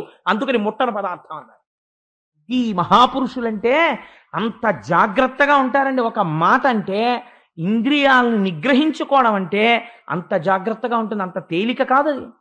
కాబట్టి మహానుభావుడు ఆ కపిల మహర్షి జన్మిస్తే నమస్కరించి చతుర్ముఖ బ్రహ్మగారు పొంగిపోయారు. పొంగిపోతే ఆయన వెళ్ళిపోయిన తరువాత కర్దమ ప్రజాపతి తనకు కలిగినటువంటి 9 మంది కుమార్తెల్ని ఎవరికిచ్చి దానం చెయ్యాలి అంటే, మళ్ళీ ఇంటి పెద్దగారు తండ్రి గారు బతికున్నాడు ఇంకా చతుర్ముఖ బ్రహ్మగారు, ఆయన పేరు మీద పడుతోంది శుభలేఖ. ఆయన నిర్ణయించవలసిన వారు ఇంటి పెద్ద ఆయనకి చెప్పాలి, నాన్నగారు ఎవరికి ఇవ్వనండి మా పిల్లల్ని అని అడగాలి. ఒరే ఫలానా అన్న వాళ్ళకి ఇవ్వరా అని ఆయన అనుభవంతో చెప్పాలి. గృహస్థాశ్రమం ఎలా ఉంటుందో కర్దమ ప్రజాపతి జీవితం అలాగే ఉంటుంది. చతుర్ముఖ బ్రహ్మగారు చెప్పారు, నీకు కలిగిన 90 పిల్లల్ని 90 ఋషులకి ఇచ్చి పెళ్లి చేయి అన్నారు. అంటే మరీచి మహర్షికి కళ అనబడే కుమార్తెనిచ్చారు. అత్రి మహర్షికి అనసూయనిచ్చి వివాహం చేశారు. అంగీరసునకు శ్రద్ధ అనబడేటటువంటి అమ్మాయినిచ్చి పెళ్లి చేశారు. పులశ్చనకు హవిర్భవు అనబడేటటువంటి అమ్మాయినిచ్చి పెళ్లి చేశారు. పులహునకు గతి, క్రతువునకు క్రియ, భృగువుకు ఖ్యాతి, వశిష్ఠునకు అరుంధతి, అధుర్వునకు శాంతి. 90 ఋషులకి 90 కన్యల్నిచ్చి కన్యాదానం చేశాడు. చేసిన తర్వాత తను సన్యసించి వెళ్ళిపోయే ముందు లోపలికి వెళ్ళి చంటి పిల్లవాడు ఆ పడుకునున్నాడు కపిలుడు, ఆయన ఎవరో కర్దముడికి తెలుసు. అందుకని చంటి పిల్లవాడిగా ఉన్నటువంటి పిల్లడి ముందు తండ్రి నమస్కరించి స్తోత్రం చేస్తున్నాడు. మహానుభావా, మీరెందుకు జన్మించారో నాకు తెలుసు. మీరు శ్రీమన్నారాయణుడు, నన్ను ఉద్ధరించడానికి జన్మించారు. నాకు పితృరుణం తీరదు కొడుకు పుట్టకపోతే. అందుకని కొడుకుగా పుట్టి నన్ను పితృరుణం నుంచి ఉద్ధరించారు. అసలు మీ యొక్క సౌజన్యానికి హద్దు లేదు. తండ్రి మీకు నమస్కారం అన్నాడు. అంటే ఆయన అన్నారు, నా చేత పూర్వంబునందు ప్రతిశ్రుతమైన వచనముల్ తప్పక వర మునీంద్రని ఇంట పుట్టితి. నిర్హేతుక స్థితి భూరి దయాగుణంబున అవాప్త సకల కాముండ నేను సన్మునివేషంబు ధరించుటెల్ల నా కొరకు కాదు. ఇను మహాత్ములకైన మునులకు పరమాత్మ గురు సద్వివేకంబు సరసి చూపు తత్వ బోధంబు కొరకును తల్పబడిన అంచిత వ్యక్త మార్గమైనట్టి దేహమని తలంపుము మత్ పదధ్యాన శక్తి ధీపరాయణ మహిమంబు తేజరిల్లా. ఇతపూర్వం నేను ఒకసారి ఈ భూమండలం మీద జన్మించి సాంఖ్యం అనేటటువంటి వేదాంతాన్ని బోధ చేశాను. సాంఖ్యం అంటే తత్వం ఎన్ని రకాలుగా ఉంటుందో చెప్పడం, ఆ సంఖ్యతో నిర్ణయించి చెప్పడం. ఆ సాంఖ్యము చెప్పాను, కానీ లోకం మరిచిపోయింది. మళ్ళీ సాంఖ్యము చెప్పడం కోసం నీకు కొడుకుగా పుట్టాను, నీకు మాట ఇచ్చాను నీకు కొడుకుగా పుడతానని, మాట తప్పలేదు, నీకు కొడుకుగా పుట్టాను. నాయనా నువ్వు సన్యసించి వెళ్ళిపో, నువ్వు మోక్షాన్ని పొందుతావు అంటే ఆయన అన్నారు, నా భార్య నీకు తల్లి అయినటువంటి దేవహూతిని స్వామి నువ్వు ఉద్ధరించాలన్నారు. తప్పకుండా ఉద్ధరిస్తానన్నారు. తిరిగి పెద్దవాడయ్యాడు కపిల మహర్షి, తపస్సు చేసుకుంటున్నాడు ఆ బిందు సరోవరంలో కూర్చుని. ఆ 90 పిల్లల పెళ్లిళ్ళు అయిపోయాయి. మహానుభావుడిచ్చినటువంటి భోగోపకరణములన్నీ ఎక్కడున్నాయో తెలుసా అండి? కర్దమ ప్రజాపతి ఇచ్చిన భోగోపకరణములు అక్కడే ఉన్నాయి. అన్ని భార్యకిచ్చి వెళ్ళాడు. ఇన్ని భోగోపకరణముల మీద వైరాగ్యం పుట్టింది భర్త వెళ్ళిపోగానే. నా భర్త అంతటి స్థితిని పొందాడు, నేను ఇంకా ఈ సంసార లంపటమునందు పడిపోయి ఉండిపోయాను, నేను కూడా ఉద్ధరింపబడాలి. అందుకని ఇప్పుడు దేవహూతి కపిల మహర్షి దగ్గరికి వెళ్ళింది, కొడుకు దగ్గరికి వెళ్ళి ఎంత గొప్ప మాట చెప్పిందో చూడండి. భూరి మదీయ మోహ తమముం బెడబాప సమర్థులన్యులెవ్వారలు నీవు కాక నిరవజ్య నిరంజన నిర్వికార సంసార లతా లవిత్ర భుధసత్తమ సర్వశరణ్య ధర్మ విస్తారక సర్వలోక శుభదాయక నిత్య విభూతి నాయక. ఈ సంసారంలో ఉన్నవాడు ఒక స్థితికి వెళ్ళిన తరువాత అడగవలసిన మాట. నేను ఇంతకాలం మోహాంధకారంలో పడిపోయాను, ఈ ఇంద్రియముల యొక్క సుఖములే సుఖములు అనుకుని ఈ సంసారమునందు ఉండిపోయాను. నీ తండ్రి సంసార సుఖములను అనుభవిస్తూ వైరాగ్య సంపత్తిని పొంది సన్యసించి వెళ్ళిపోయాడు. కాలమునందు నాకు కూడా సమయం అయిపోతోంది, నేను ఏది తెలుసుకుని మోక్షమును పొందాలో అటువంటి తత్వమును నాకు బోధ చెయ్యి అని అడిగింది. అడిగితే మహానుభావుడు కపిలుడు చెప్పడం మొదలుపెట్టాడు. దీన్నే కపిల గీత అంటారు. ఈ కపిల గీత వింటే ఏమవుతుంది అంటే, కపిల గీత విన్నటువంటి వాళ్ళకి ఇంతకాలము నుంచి ఏది చూసి సత్యమని భ్రమించారో ఆ సత్యము సత్యము కాదన్నటువంటి వైరాగ్య భావన ఏర్పడడానికి కావలసిన ప్రాతిపదిక దొరుకుతుంది. కపిలుడు దేవహూతికి చెప్పాడు, దేవహూతి విని మోక్షం పొందేసింది అని పూర్తి చేసేసాడు అనుకోండి వ్యాసుడు. మీరు నేను అభ్యంతర పెడతామండి? ఏమీ అభ్యంతర పెట్టాం. భగవద్గీత కృష్ణ భగవానుడు చెప్తే ఒక్క అర్జునుడికి వినపడింది, అలాగే దేవహూతికి వినపడిందండి అన్నాడు అనుకోండి. మీరు నేను ఈ ఆఖ్యానం విని ఏమిటి ఉద్ధరింపబడతాన్నటువంటి వాళ్ళు ఎవరైనా మహాపురుషులు ఉన్నారేమో నాకు తెలియదు, కానీ మనలో ఎవరైనా కర్దమ ప్రజాపతి స్థాయిలో ఉన్న వాళ్ళం ఉన్నామా? పెద్దలు నిర్ణయించిన వివాహానికి వారసులుగా వస్తూ కర్దమ ప్రజాపతి స్థాయిలో ఉన్నామా? లేం. ఏమో మీ సంగతి నాకు తెలియదు, మీరు మహాత్ములు, మీరు కర్దమ ప్రజాపతులేమో. నేను మాత్రం దేవహూతి స్థాయిలో ఉన్నాను. కాబట్టి ఇప్పుడు అసలు వినవలసినది ఏది? ఇందులో కపిల గీత వినాలి. ఇప్పుడు కపిలుడు చెప్తున్న మాటలు వినాలి. కపిలుడు చెప్తున్న మాటలు వింటే దేవహూతికి ఏదైందో అది మనకు అవుతుంది కదా. ఆ తర్వాత దేవహూతి ఏం చేసింది, దేవహూతికి ఏం జరిగింది, కాబట్టి మీకు అదే జరుగుతుంది. అంతే కదండి తీర్పు. కాబట్టి ఇప్పుడు కపిలుడు ఏ ప్రసంగం చేస్తున్నాడో ఆ ప్రసంగం చాలా విలువ కలిగినటువంటి ప్రసంగము. ఇప్పుడు అమ్మకి ఆయన ఏం చెప్తున్నాడు? ఆయన అన్నాడు, అమ్మా, ప్రతి జీవికి కూడా ప్రపంచములో అనేక రకమైన జీవరాశులు ఉన్నాయి. అందులో ప్రధానముగా మనుష్యుడనబడేటటువంటి వాడి జన్మ చాలా ఉత్కృష్టమైనటువంటి జన్మ. ఎందుచేత అంత గొప్ప జన్మ అంటే, తరలాక్షి వినుమ చేతన దేహముల కంటే చేతన దేహముల్ శ్రేష్టము, అందు ప్రాణవంతంబులై స్పర్శజ్ఞానంబు కలుగు చైతన్య వృక్షముల కంటే ఘన రసజ్ఞాత సంకలిత చేతనులుత్తములు, రసజ్ఞానంబు కలుగు వాని కంటే గంధజ్ఞానంబు కలిత భృంగములు కడు శ్రేష్టములు, వానికంటే శబ్ద వేదులగుదురు శ్రేష్ఠులు, వెలయు శబ్ద విధుల కంటేను మరి రూపవేదులైన వాయసాదులు శ్రేష్టములు, వానికంటే వరుస బహుపాదలుత్తములు, వారికంటే తలప చతుష్పదులు అధికులు, దలకొని మరి వారికంటే పాదద్వయముంకల మనుజులు అఘతములి ములవారలయందు వర్ణములు నాల్గరయన్. ఆయన ఎంత గొప్ప మాట చెప్పాడో తెలుసా అండి? ఈ సృష్టిలో దేని బట్టి ఏది గొప్పదో చెప్తానమ్మా, నువ్వు కొంచెం జాగ్రత్తగా విను. ఏమిటి? ఈ దేహములు పొందినటువంటి వాళ్ళల్లో ప్రాణములు కలిగినటువంటివి మొదట శ్రేష్టములు. ఏవి ప్రాణములు కలిగినవి? చెట్లకి ప్రాణం ఉంది. చెట్లకి ప్రాణం ఉన్నా చెట్ల కన్నా గొప్పతనం ఉన్నది ఒకటి ఉంది ప్రాణం ఉండి. ఎందుచేత అది గొప్పది అంటే స్పర్శ జ్ఞానము కలుగుట చేత వృక్షముల కంటే స్పర్శ జ్ఞానం ఉన్నది గొప్పది. చెట్టుని పట్టుకుని మీరు నరికేస్తున్నారు అనుకోండి, స్పర్శ జ్ఞానం ఉంటుంది, తెగుతూ ఉంటుంది. కానీ స్పర్శ జ్ఞానం ఉన్నంత మాత్రాన నిజంగా స్పర్శ జ్ఞానం ఉండి తెగిపోయి నరకబడుతుంటే దానికి ప్రాణమైతే ఉంది, కానీ ఆ నరకబడుతున్నప్పుడు దాని యందు విశేషమైనటువంటి ఖేదమో అరుపో బాధో కలుగుతుందని మీరు అనలేరు. ప్రాణము మాత్రం ఉన్నది. స్పర్శ జ్ఞానం ఉన్నది ఎవరికి ఉన్నది అంటే దీనికన్నా స్పర్శ జ్ఞానము ఉన్న ప్రాణి ఏది ఉన్నదో అది ఉత్కృష్టము. అంటే చెట్టుకి లేదు, కానీ చెట్టు కన్నా ఒక బర్రె అలా వెళ్ళిపోతూ ఆ చెట్టుకేసి ఇలా ఒరుసుకుంటే నా దురద తీరుతుంది అనుకుంది అనుకోండి, స్పర్శ జ్ఞానం ఉంది కాబట్టి ఆ ప్రాణి గొప్పది. స్పర్శ జ్ఞానం ఉన్న దానికన్నా కూడా ఏది గొప్పది అంటే రసజ్ఞానము కలిగినది గొప్పది. రుచి కూడా చెప్పగలిగిన ప్రాణి ఉంటే అది గొప్పది. రుచి కూడా చెప్పగలిగినటువంటి జ్ఞానము కంటే వాసన కూడా చెప్పగలిగినటువంటి భృంగములు గొప్పవి. అందుకే సువాసన కలిగిన చోటికి సీతాకోక చిలుకలు ఎగురుతాయి. అందుకని సువాసనని పసిగట్టగలిగినటువంటి భృంగములు గొప్పవి. దానికన్నా ఏది గొప్పది? శబ్దమును వినగలిగినటువంటి వాయసాదులు అంటే పక్షులు మొదలైనవి గొప్పవి. చప్పుడైతే అది ఇలా అంటుంది, అని చిన్న చప్పుడైతే ఎగిరిపోతుంది. కాబట్టి అది చప్పుడికి ప్రతిస్పందిస్తోంది. శబ్దమును వినగలిగినది గొప్పది. శబ్దమును వినగలిగిన దానికన్నా ఏది గొప్పది? అనేక పాదములు ఉన్నది గొప్పది. అదేమిటంటే అనేక పాదములు ఉన్నది ఉంటుందా అంటే ఉంటుంది. 8 పాదములు ఉన్నది ఒకటి ఉంది ప్రపంచంలో, శరభం అంటారు. అది గొప్పది. దానికన్నా ఏది గొప్పది? 4 పాదములుండి సాధుత్వము కలిగినది గొప్పది. ఆవు, గేదె, గొర్రె, మేక ఇలాంటివి. 4 పాదములున్న కన్నా ఏది గొప్పది? 2 పాదములు ఉన్న మనిషి గొప్పవాడు. 2 పాదములున్న మనిషి సృష్టి యందు చాలా గొప్పవాడు. కానీ పాడైపోవడానికి కారణం ఏమిటో తెలుసా అమ్మా? నేను చెప్పేస్తాను, నువ్వు జాగ్రత్తగా వింటే నీకు అర్థమైపోతుంది అన్నాడు. ఇది సాంఖ్యం కదండి. ఆయన ఒక మాట చెప్పాడు, అసలమ్మా ఉన్నది ఈశ్వరుడు ఒక్కడే. ఆయనని ఏమని పిలుస్తారో తెలుసా? పురుషుడు అని పిలుస్తారు. ఆయన ఎక్కడుంటాడు? ఇక్కడుంటాడు.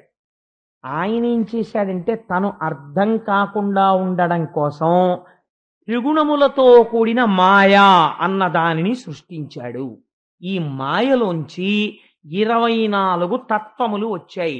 ఎంత గొప్ప గీత చెప్పేస్తున్నాడో చూడండి. 24 తత్వములు బయటికి వచ్చాయి. అందుకే సాంఖ్యం అని పేరు దానికి. 24 ఏమిటి? 5 మహాభూతములను సృష్టించాడు ముందు. అవే పృథివీ, ఆపస్, తేజో, వాయు, ఆకాశములు. ఈ 5ంటిని సృష్టించాడు ముందు. పృథివీ అంటే మట్టి, ఆపస్ నీరు, వాయువు గాలి, తేజస్ అగ్ని, ఆకాశము అంతటా నిండి ఉంటుంది. వీటికి కొన్ని లక్షణములను ఇచ్చాడు. ఈ లక్షణములను దాటడానికి వీల్లేదు. ఇది ఈశ్వర శాసనం. పృథివికి ఏ లక్షణం ఇచ్చాడో తెలుసా? అసలు మాయ అంతా ఎక్కడుంటుంది? పృథివిలోనే ఉంటుంది. ఏమిటో తెలుసా అండి పృథివికి ఉన్న గొప్పతనం? పృథివి మిగిలినటువంటి భూతములకన్నింటికి ఆశ్రయం అవుతుంది. నీరు నిలబడాలి. ఎక్కడ నిలబడాలి? భూమి మీద నిలబడాలి. అగ్ని వెలగాలి. దేని మీద వెలగాలి? భూమి మీద వెలగాలి. గాలి వీచాలి, భూమి మీద వీచాలి. అన్ని భూతములకు భూమి ఆధారముగా ఉంటుంది. పృథివీకున్న గొప్పతనం ఏమి? ఒకే పృథివీ వికారమును చెందుతుంది. ఒక మట్టి, ఇంత మట్టి తీసుకుని కుమ్మరివాడు ఏం చేస్తాడంటే పెళ్లి కూతురు బొమ్మ చేస్తాడు. ఇంత మట్టి తీసుకుని పెళ్లి కొడుకు బొమ్మ చేస్తాడు. అక్కడ ఉన్న పిల్లవాడు ఒకడు వచ్చి అంటాడు, నాన్నగారండి నాన్నగారండి ఈయన మగపిల్లాడండి, నాన్నగారండి నాన్నగారండి ఇది ఆడపిల్లండి అంటాడు. ఆడపిల్ల మగపిల్లవాడు, స్త్రీ పురుషుడు, ఈ భేదము దేని వలన వచ్చినది? మీరు దీన్ని కొంచెం జాగ్రత్తగా అర్థం చేసుకుంటే అందులో వైరాగ్యం వచ్చేస్తుందండి. ఆశ్చర్యం. ఎక్కడొచ్చినది? ఒకే పృథివీ చిన్న చిన్న వికారములు చెందినది, చిన్న మార్పు చెందిందంతే. శరీరములు రెండూ ఒకటే. పృథివితో చేయబడిన శరీరాలు రెండూ ఒకలాగే ఉంటాయి. ఏదో కొద్దిగా 1-2 చోట్ల మార్పు చెందుతుంది అంతే. పృథివి మార్పు చెందింది కాబట్టి తన జీవితం అంతా నాశనం చేసేసుకుంటున్నాడు వ్యామోహంలో ఒకడు. ఏం ఆశ్చర్యమమ్మా! ఇది పృథివీ వికారము. ఈ పృథివీకున్న గొప్పతనం ఏమిటో తెలుసా? అంతటా ఉన్న ఆకాశమును ముక్కలైనట్టు చూపిస్తుంది. మీరు ఒక కుండ పెట్టారనుకోండి, కుండలో ఆకాశం ఉంటుంది. మీరు ఒక గది కట్టారనుకోండి, గదిలో ఆకాశం ఉంటుంది. గోడలు తీసేస్తే మళ్ళీ అనంత ఆకాశం అయిపోతుంది. కుండ పగిలిపోతే ఆకాశం అయిపోతుంది. ఘటాకాశం మఠాకాశం ఇలా ఉంటుంది. నీరేం చేస్తుంది? తడుపుతుంది, మెత్తతనాన్ని తీసుకొస్తుంది, దాహం తీరుస్తుంది. అగ్ని ఏం చేస్తుంది? ఎండింప చేస్తుంది, కాలుస్తుంది, దాహం వేసి ఆకలేసేటట్టు చేస్తుంది. వాయువు ఏం చేస్తుంది? ఇక్కడ అక్కడ అని లేకుండా చొరబడగలదు. ఒక చోటి నుంచి ఒక చోటికి వెళ్ళిపోతుంది. తేలికైన వాటిని ఓ చోట కుప్ప పెడుతుంది. ఒక్కొక్కసారి విరగ్గొట్టేస్తుంది, ప్రభంజనం అయిపోయి చెట్లని విరగ్గొడుతుంది. ఒక్కొక్కసారి అన్నింటినీ అన్ని వైపులకి చిమ్మేస్తుంది. ఇలా చెయ్యగలిగినది గాలి. ఒకటి చేసేది ఒకటి చెయ్యదు. ఈ ఐదింటిని పంచమహాభూతములుగా నిర్మించాడు. ఈ పంచభూతములను నిర్మించిన వాడు అక్కడతో ఊరుకోలేదు. పంచభూతములను నిర్మించి పిండాండములో 5 కర్మేంద్రియములను సృష్టించాడు. వీటికి ఏమి జ్ఞానం ఉండదు. కాళ్ళు, చేతులు 2, నోరు 3, మలద్వారము 4, మూత్రద్వారము 5, 5 కర్మేంద్రియాలు. 5 జ్ఞానేంద్రియాలను సృష్టించాడు. అవే కన్ను, ముక్కు, చెవు, నాలుక, చర్మము. ఈ 5ంటిని సృష్టించాడు. ఇప్పటికి 15 అయ్యాయి. ఇప్పుడు పెద్ద ఆట ఆడాడు ఆయన. ఇప్పుడు ఆయన ఆడిన ఆట ఏమిటో తెలుసా అమ్మా? ఆయన తెలియకుండా ఉండడం కోసమని ఆయనే ఇక్కడ కూర్చుని ఆయనే వీటన్నిటిలోకి ప్రవహిస్తున్నాడు. ప్రవహిస్తూ ఒక గమ్మత్తు చేశాడమ్మా. ఇది ఎవడు తెలుసుకుంటున్నాడో వాడికి వైరాగ్యం వస్తోంది అన్నాడు. ఏది తెలుసుకోవాలి? మీరు కొంచెం జాగ్రత్తగా ఆలోచించాలి. ఇది బయట భూమి ఉంది కదండి, ఇక్కడ భూమి లేదండి, ఇదంతా భూమి ఉంది, పృథివీ. ఈ పృథివికి ఒక తన్మాత్రని సృష్టించాడు ఆయన. ఏమిటా తన్మాత్ర అంటే? సూక్ష్మభూతం అంటారు దాన్ని. ఏమిటది అంటే పృథివికి వాసన ఉంటుంది. అందుకే మీరు ఎండిపోయిన నేల మీద నీళ్లు పోశారనుకోండి, కమ్మటి వాసన వస్తుంది. పృథివికి వాసన ఉంటుంది. పృథివికి వాసన అన్న తన్మాత్రని సృష్టించి వాసన పట్టుకోవడానికి ఈ శరీరంలో ఒక కేంద్రాన్ని పెట్టాడు, రాడార్ పెట్టినట్టు. అది ఎక్కడుంది? ముక్కు.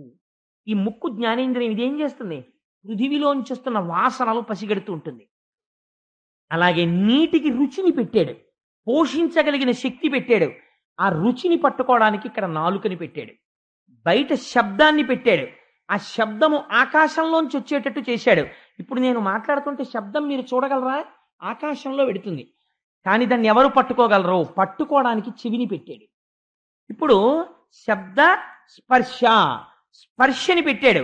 ఆ స్పర్శ వాయువులోంచి వస్తుంది. అందుకే అమ్మయ్య చల్లటి గాలి తగిలిందండి అంటాడు. స్పర్శ ఎక్కడ తెలుస్తుంది? చర్మము చేత పట్టుకోబడుతుంది, వాయువులోంచి వస్తుంది. అందుకని వాయువన్న భూతములోంచి స్పర్శ అనబడేటటువంటి తన్మాత్ర ఇక్కడ చర్మము చేత గ్రహింపబడుతుంది. కాబట్టి ఇప్పుడు ఏం చేశాడు? బయట ఉన్న భూతములను ఇక్కడ ఉన్న భూతములకు తన్మాత్రలు పెట్టి అనుసంధానం చేశాడు. ఇవి పట్టుకోవడానికి సెంటర్స్ పెట్టాడు కొన్ని. కన్ను, ముక్కు, చెవు, నాలుక ఇవి పెట్టి, ఇవి పెడితే అవి తెలిసేసుకోగలవా? నాలుక పెట్టేసి రుచి చెప్పేమంటే చెప్పేస్తుందా? చెప్పలేదు. చెప్పడం కోసం తానే వీటి యందు ప్రవహించాడు. తన శక్తిని వీటి యందు నింపి నిబిడీకృతం చేశాడు.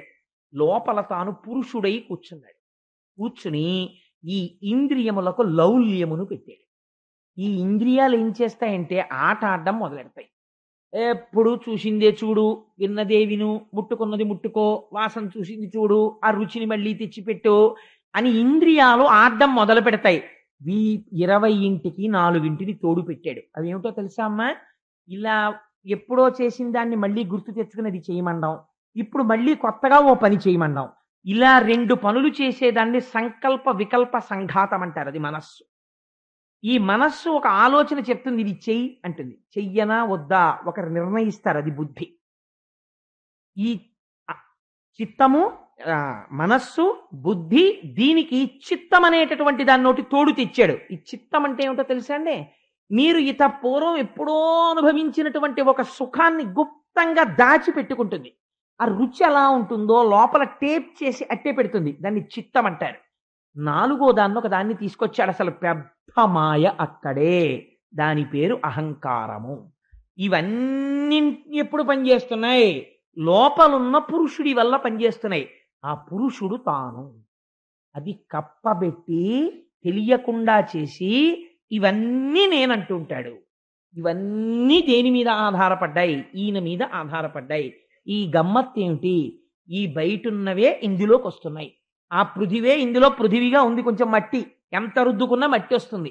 అందులో నీళ్లే ఇందులోకి వస్తాయి, ఇందులో నీళ్లే అందులోకి ఎడతాయి. అందులో గాలే ఇందులోకి వస్తుంది, ఇందులో గాలే అందులోకి ఎడుతుంది. అందులో ఉన్న ఆకాశమే ఇందులోకి వస్తుంది. మీకు చిత్రం ఏమిటో తెలుసా అండి? ప్రాణములు దేని మీద ఆధారపడ్డాయి? ఆకాశం మీద. ఎందుకో తెలుసా అండి? ఆయన హార్ట్ వాల్వ్స్ బ్లాక్ అయిపోయాయండి, చచ్చిపోయాడంట. బ్లాక్ అయిపోవడం అంటే ఏమిటండి? అక్కడ ఒక కన్న ఉంది, అందులోంచి రక్తం విడుతోంది. అదే ఆకాశం. ఆ ఆకాశం పూడుకుపోయింది అనుకోండి, ప్రాణం పోతుంది. ఆకాశము, ప్రాణము, వాయువు రెండూ కలిసి ఉంటాయి. ఉంటే ఈ శరీరము బయట ప్రపంచంతో ఎంతకాలము అనుసంధానము జరుగుతుందో అంతకాలము బ్రతికి ఉన్నాడంటారు. ఈయన లోపల నుంచి వెళ్ళిపోతే అనుసంధానం ఆగిపోతుంది. ఆగిపోతే ఏమైంది? చచ్చిపోయాడని అంటారు. కానీ మనిషి అసలు లోపల ఉండి అన్నింటినీ గుర్తుపడుతున్నవాడోడున్నాడు. వాడికి ఈ సుఖ దుఃఖాలు వేటితో సంబంధము లేదు. ఎంత గమ్మత్తో తెలుసా అండి? మీరు ప్రతిరోజు చెప్పేస్తారు ఈ విషయాన్ని. ఈ మోకాలు నాకు నొప్పిడుతోంది అనుకోండి, డాక్టర్ గారి దగ్గరికి వెళ్ళి, డాక్టర్ గారు నేను నొప్పిగా ఉన్నానండి అన్నాం. ఏమంటాను? డాక్టర్ గారు ఈ మోకాలు నొప్పిడుతోందండి అంటాను. ఈ మోకాలు నొప్పిడుతోందండి అంటే నేను వేరు, ఈ మోకాలు వేరు కదా. డాక్టర్ గారు ఏమిటో కానండి, ఈ మధ్య ఈ శరీరానికి కొంచెం తేడాగా ఉంటోందండి, తలకాయ నొప్పిగా ఉంటోందండి, లేకపోతే మాట్లాడుతున్నప్పుడు గొంతు నొప్పిడుతోందండి, పూర్వంలా ఉండట్లేదు అంటాడు. అంటే గొంతు నొప్పిగా ఉన్నది అని తెలుసుకుంటున్నది ఒకటి ఉంది, దానికి ఏ నొప్పి లేదు. ఇది నొప్పిగా ఉన్నదని తెలుసుకుంటోంది. ఇప్పుడు గొంతుకి నొప్పి లేదు అని తెలుసుకుంటోంది. గొంతుకి నొప్పి లేనప్పుడు దానికి నొప్పి లేదు, గొంతు నొప్పిగా ఉన్నప్పుడు దానికి నొప్పి లేదు. అది సుఖ దుఃఖములకు అతీతముగా, అరేరే చన్నీళ్లు పోసుకోకుండా వేడినీళ్ళు మీదోసేసుకున్నావురా, ఒళ్ళు కాలిందిరా అని తెలుసుకుంటోంది. అయ్యో కాసిన చన్నీళ్లు కలపరా అంటోంది. కలిసిన నీళ్ళు ఇప్పుడు కావలసినంత వేడిలో ఉన్నాయిరా అని తెలుసుకుంటోంది. ఇవన్నీ తెలుసుకుంటున్నదేదో ఆ తెలుసుకున్నటువంటి ప్రజ్ఞ నీవు. అయితే అది వదిలిపెట్టేసి అవన్నీ ప్రసరిస్తున్న శరీరం ఏదుందో ఆ శరీరమును పట్టుకుని ఇది నేను, ఇది నేను, ఇది నేను అని మాయలో ఉన్నాడు. కాబట్టి ఏం చేస్తాడు? దీనికి ఏది సుఖమో అది సుఖం అనుకుంటున్నాడు, దీనికి ఏది దుఃఖమో అది దుఃఖం అనుకుంటున్నాడు. కాబట్టి దీనికి ఏది సుఖం? ఇది ఎప్పుడూ కూడా మార్చి మార్చి సుఖస్థానాల్ని మారుస్తుంది. ఏసీ ఉంటే బాగుండంటుంది, పడిశం పట్టిన తర్వాత అబ్బా బయటే పడుకుంటానంటుంది. కాబట్టి ఏమైంది? దీని సుఖము దీని దుఃఖమునకు వశుడవుతున్నాడు. ఇలా అయిపోతే ఏమైపోతుందో తెలుసా అమ్మా? ఇక్కడ ఉన్న పురుషుడు ఒక గమ్మత్తు చేస్తాడు. ఇక్కడ పురుషుడే బయట కాలముగా ఉంటాడు. ఇక్కడ వీడిని పసిగట్టలేవు, బయట కాలాన్ని ఆపలేవు. రెండూ నీ అధీనముల నుంచి దాటిపోతున్నాయి. నువ్వు తెలుసుకోవట్లేదు, ఎప్పుడు వెనక్కి వెళ్ళటలేదు. ఈ కాలమునందు ఏమైపోతుంది? ఒక భయంకరమైన మాట చెప్పాడండి. నిజంగా ఆ మాట చెప్తే మీరు కొంచెం నేను అంత వ్యగ్రతతో చెప్పలేను, కానీ మీరు కపిల గీత చదివితే కించిత్ భయం వేస్తుంది. ఈ శరీరము జర్జరీభూతమైపోతుందమ్మా. ఈ కర్మేంద్రియములకు ఉండే పటుత్వము ఉండదు. క్రమంగా ఏమైపోతుంది? ఈ శరీరములో కపవాత పైత్యములు పెరిగిపోతాయి. శరీరమంతా శ్లాష్మముతో నిండిపోతుంది. తిన్న పదార్థమును జఠరాగ్ని జీర్ణము చెయ్యదు. శరీరము ఇంకా లోపలికి పుచ్చుకోవడం మానేస్తుంది. నోటి వెంట మాట రావడం ఆగిపోతుంది. అప్పుడు వీడు ఒక శయ్యాగతుడై ఉండిపోతాడు. ఎందుకని? అసలు తత్వ విచారణ తానెన్నడూ చెయ్యలేదు. నేను, నాది, ఈ రెండు మాటలు పట్టుకున్నాడు. తను ఎంత అశాశ్వతమో తన చుట్టూ ఉన్న అనుబంధములు అంత అశాశ్వతములే అని తెలుసుకోలేకపోయాడు. ఊరికే పాపకర్మలన్నీ చేసి తీసుకొచ్చి ఇంట్లో పెట్టాడు. కానీ ఇప్పుడు ఈ పాపకర్మల యొక్క ఫలితమును అనుభవించవలసిన రోజు ఒకటి వస్తుంది. ఆ రోజున ఏ దర్శనమవుతుందో తెలుసా? దూతలు వస్తారు, యమదూతలు. వాళ్ళ ఆకారములు పరమ భయంకరములై ఉంటాయి. ఆ ఆకారములను చూస్తూనే కనుగుడ్లు అలా నిలబడిపోతాయి. భయమును పొందేస్తాడు. ఒకే ఒక ప్రాణవాయువు మిగిలిపోతుంది. అది పరిగెత్తి పరిగెత్తి పరిగెత్తి పరిగెత్తి ఎటు నుంచి వెళ్ళిపోవాలో తెలియక కళ్ళల్లోంచి వెళ్ళిపోవచ్చు, చెవుల్లోంచి వెళ్ళిపోవచ్చు, ముక్కులోంచి వెళ్ళిపోవచ్చు, అపానద్వారంలోంచి వెళ్ళిపోవచ్చు, ఎటి నుంచో అటు నుంచి నిర్గమిస్తుంది. నిర్గమించిన తరువాత భటులు పట్టుకుంటారా ఆ సూక్ష్మ శరీరాన్ని పట్టుకుని తీసుకెళ్లడం మొదలు పెడతారు. తీసుకెళ్లేటప్పుడు ఏం చేస్తారో తెలుసా? నీవు చేసిన పాపముల చిట్టా చెప్పి తీసుకెడతారు. వాళ్ళే నిష్కారణంగా తీసుకెళ్లరు. నీకు శరీరం ఇస్తే, ఇంద్రియములనిస్తే, తెలుసుకోగలిగిన బుద్ధినిస్తే, వెనక్కి తిరిగి ఈశ్వరుడిని నువ్వు చూడలేదు. చూడకపోవడం వల్ల ఏమైంది? నిన్నిప్పుడు ఏం చేస్తున్నామో తెలుసా? నడు అని మండిపోతున్న ఇసక మీద గాఢాంధకారంలో నీటి చుక్క ఇవ్వకుండా వీపు మీద కొరడాలు కొడుతూ కొన్ని రోజుల పాటు నడిపించి తీసుకుని వెడతారు. తీసుకెళ్లి కాలిపోతున్నటువంటి ఇనప స్తంభమునకు వేసి కట్టేస్తారు సూక్ష్మ శరీరాన్ని. దానికి ఒక శరీరం ఇస్తారు. అది తప్తమైపోతుంటుంది చేసిన పాపానికి. అప్పుడు ముంతురు తప్తతోయముల మొత్తురు ఉగ్ర గదాసిధారలన్ త్రింతురు పొట్ట ప్రేవులు వధింతురు మీద నిభేంద్ర పంక్తి నొప్పింతురు ఘోరభంగి కరిపింతురు పముల చేత బిట్టు ద్రొబ్బింతురు మీద గుండ్లు తినిపింతురు దేహము కోసి కండలన్. అగ్నిహోత్రంలో పారేస్తారు. అక్కడే కట్టేసి కత్తి తెచ్చి శరీరపు కండ కోసి తినరా అని మనకే పెడతారు. అప్పుడు ఆ కండ తానే తింటాడు. లేకపోతే కొంతమందిని కూర్చోపెట్టి కండలు కోసుకు తినండి అంటే వాళ్ళు ఆ కండలు కోసుకుని తింటూ ఉంటారు. చేసిన పాపమును చెప్తారు, చెప్పి శిక్ష వేస్తుంటారు. ఆనాడు నువ్వు చేసిన పాపము యొక్క ఫలితమును కిందనున్న వాళ్ళు అనుభవిస్తుంటారు సుఖముగా. పాపమునకు ఫలితమును నువ్వు ఒక్కడివి అనుభవిస్తూ. ఇలా అయిపోకుండా ఉండాలంటే అమ్మా ఒక్కటే ఒక మార్గం ఉన్నది. ఏమిటో తెలుసా? అందరూ అంతటా నిండి ఉన్నటువంటి పరమాత్మ దర్శనము చేయలేరు. అది యథార్థము. కాబట్టి నువ్వేం చేస్తావు? అంతటా నిండిన వాడను నువ్వు చూడలేవు. కాబట్టి ఆ స్వామి పరమభక్తులైన వారిని ఉద్ధరించడానికి ఒక మూర్తిగా వచ్చి నిలబడినాడు. ఒక మూర్తిని నీ హృదయ స్థానమునందు నిక్షేపించు. ఇక్కడ పెట్టుకో. ధ్యానం అంటే ఎలా ఉండాలో తెలుసా? పరమ సంతోషంతో నీ మనస్సుని ఆయన పాదార విందముల దగ్గర చేర్చు. నువ్వు ఎక్కడైనా ఉండు, దానికి సమస్య లేదు. నువ్వు ఇలా కూర్చుని రైల్లో వెళ్ళిపోతూ కళ్ళు మూసుకుని నువ్వు కూర్చుంటే త్రిభంగి స్వరూపంలో నడుం కొంచెం ఇలా ఉంచి చిరునవ్వు నవ్వుతూ మంచి యవ్వనంలో ఉండి కొద్దిగా పళ్ళు కనపడుతుండగా ఎడమ చేతితో వేణువుని పట్టుకుని కుడి చేతితో దాని రంధ్రములను తన వేళ్లతో మూస్తూ ఆ వేణువు చివర వ్రేలాడుతున్నటువంటి కుచ్చుతో ఒక కుడికాలు మీద తాను నించుని సోయగంగా ఎడంకాలు పైకెత్తితే అందులో పద్మరేఖ, ఆ పద్మము, హలము మొదలైనటువంటి అమృతభాండము మొదలైనటువంటి గుర్తులు కలిగినటువంటి ఆ శ్రీపాదమును సేవించు. ఆ తరువాత ఆయన కుడికాలు మీద కుడికాలు ఇలా పెట్టి హొయలుగా ఎడమకాలు ఇలా వేసి ఆ కాలు ఇలా ఎత్తి పెడితే ఆ శ్రీపాదమును ఒక్కసారి చూసి నీ తల తీసుకెళ్ళా ఎర్రటి పాదానికి తాటించి కింద పెట్టి ఉంచినటువంటి కుడిపాదము మీద నీ తల తాటించి పచ్చని పట్టు పీతాంబరం పక్కల నుంచి కనపడుతున్నటువంటి ఆ పిక్కల్ని దర్శనం చేసి ఆ పైన బలిష్టమైన ఆయన కాళ్ళని చూసి చక్కటి ఆయన మోచిప్పల్ని చూసి సమస్త లోకములను నిర్వహించగలిగిన బలిష్టమైన తొడలను చూసి సన్నటి ఆయన కటి ప్రదేశాన్ని చూసి అది కొద్దిగా పక్కకి వంగి ఉంటే దాని మీద పట్టుపంచ కట్టుకుని పట్టు పీతాంబరం కుర్చీళ్ల మీద ఉన్నటువంటి ఆ బంగారు మొలనూలు దర్శనం చేసి దానికి ఉన్నటువంటి చిరుగంటలు దర్శనం చేసి ఆ పైన స్వామి నాభిని చూసి అందమైన ముడులు పడి లోపలికి ఉన్నటువంటి ఆ నాభికి నమస్కరించి ఆయన యొక్క ఉదరభాగమును దర్శించి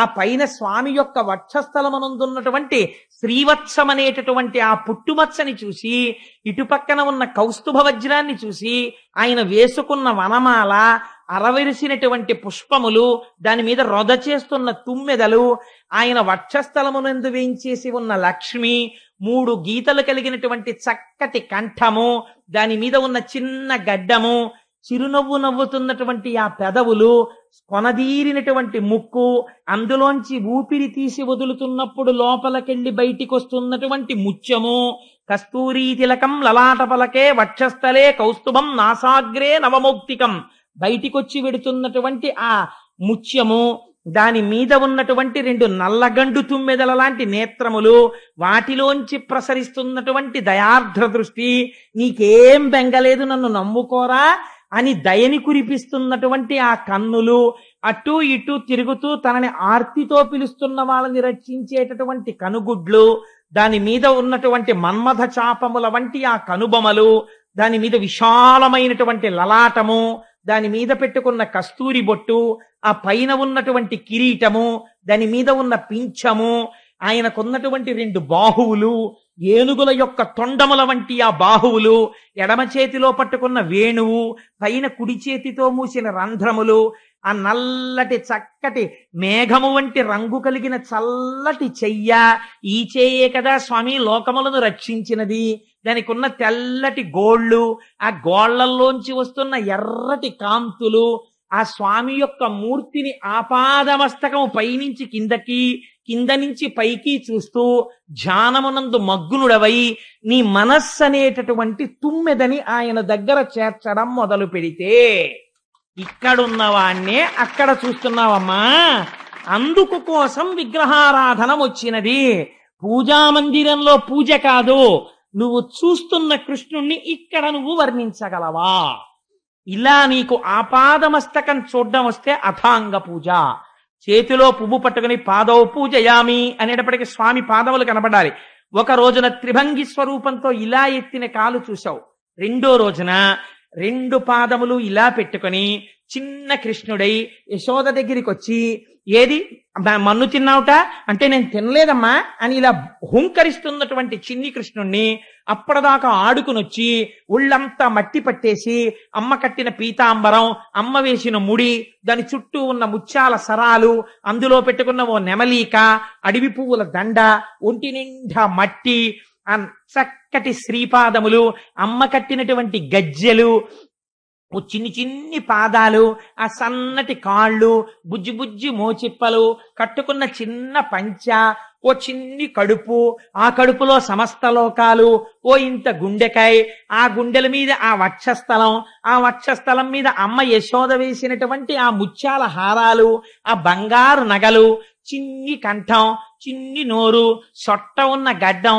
అమ్మ పెట్టిన దిష్టి చుక్క, ఏమీ తెలియని వాళ్ళ ఇలా ఇలా పెట్టి, అమ్మా నేనే తప్పు చేయలేదమ్మా అని భయం నటిస్తున్న కళ్ళు, ఆ పిల్లాన్ని చూసి ఉండలేక ధ్యానంలో నువ్వు గభాలన కౌగిలించేసుకుని గట్టిగా పట్టేసుకుని, కృష్ణయ్య కృష్ణయ్య నలనయ్య ఎంత బాగున్నావురా అని, ఇంత స్వామి అని నువ్వు మర్చిపోయి నీ కొడుకు అనుకుని గట్టిగా కౌగిలించేసుకుని, ఎంత ముద్దొచ్చేస్తున్నావు స్వామి అని 2 బుగ్గల మీద ముద్దులెట్టేసుకుంటే, అబ్బా వదులు వదులు అని ఇలా అంటుంటే, ఆ బుగ్గలు ఎరుపెక్కిపోతుంటే, ఆ చేతులు చూసి నన్ను వదులు కోటేశ్వరరావు, నన్ను వదులు కోటేశ్వరరావు అని ఇలా అంటుంటే, ఆ చిన్ని చేతులు నీ భుజాల మీద పడుతుంటే, నువ్వు ధ్యానంలో సంతోషపడిపోతూ ఆనందమగ్నుడవై కూర్చుండిపోతే, అమ్మా ఒకనాడు తెలియక నీ మనస్సు ధ్యానము, ధ్యానింపబడుతున్న వస్తువు, ధ్యానము చేస్తున్నవాడు అని 3 లేక నీవే కృష్ణుడవై రమించి కన్నుల వెంట బాష్పధారలు కారిపోతుండగా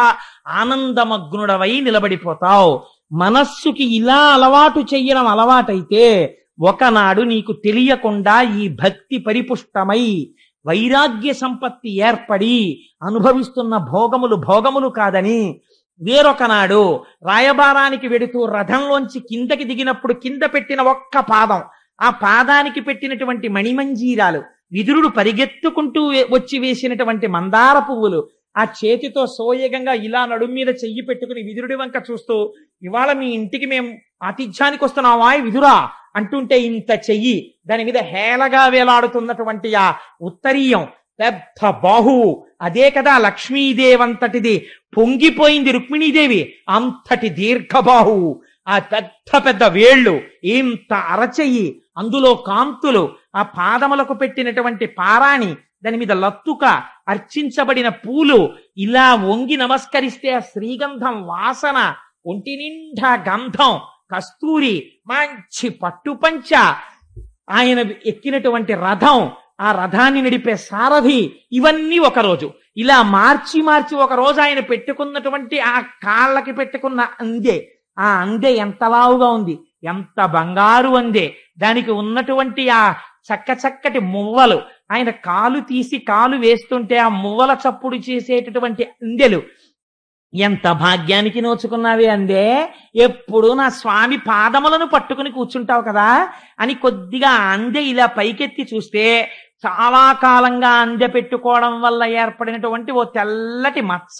అబ్బా స్వామి ఎంత బాగుందో ఈ మచ్చని అందె పైకెత్తి మీరు చెయ్యి పెట్టి ఇలా కాలు చుట్టూ తుడుస్తుంటే ఆయన పాదపరాగము మీకు అంటుకుంటే అది సువాసనాభరితమై ఉంటే ఆయన పాదముల మీద ఉన్నటువంటి తులసి తీసుకుని కళ్ళకద్దుకుని నోట్లో వేసుకుంటే నీ పాద తులసిదళము రోగముల కౌషధము అని పొంగిపోతే మనస్సు, ఆ రెండు మంజీరములను పట్టుకుని వాటి స్పర్శని మీరు అనుభవించి కళ్ళ మీద పెట్టుకుని అబ్బా ఎంత చల్లటి పాదాలో నా తండ్రివని ఒకనాడు అలా మార్చి మార్చి మార్చి మార్చి స్వామి యొక్క సౌందర్యాన్ని ఇక్కడ అనుభవించడం ప్రారంభిస్తే అమ్మా తేనె మరిగిన సీతాకోక చిలుకల హృదయము దానియందే రంజిల్లడం మొదలెడుతుంది.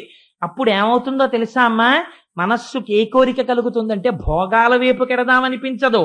దేని మీద కోరిక కలుగుతుందంటే అమలిన భక్తి కొందరు మహాత్ములు మచ్చరణారవింద యుగ్మము హృదయంబునన్ నిలిపి కౌతుకులై ఇతరేతరానులాపముల మదీయ దివ్యతను పౌరుషముల్ కొనియాడుచుండి మోక్షము మదికోరనుల్ల రణిశంబు మదర్పిత సర్వకర్ములై. అమ్మా కొంతమంది మహాభక్తులు ఉన్నారు, వాళ్ళకి ఏం పిచ్చో తెలుసా, వాళ్ళు మోక్షం అడగరు, వాళ్ళు ఏ కోరిక కోరరు, ఎప్పుడు మార్చి మార్చి మార్చి మార్చి నన్ను బట్టి పట్టేసి పైనుంచి కిందకి కింద నుంచి పైకి అదే పనిగా చూస్తుంటారు. ఆ చూడ్డంలో మాకు ఇది చాలు తండ్రి అంటుంటారు.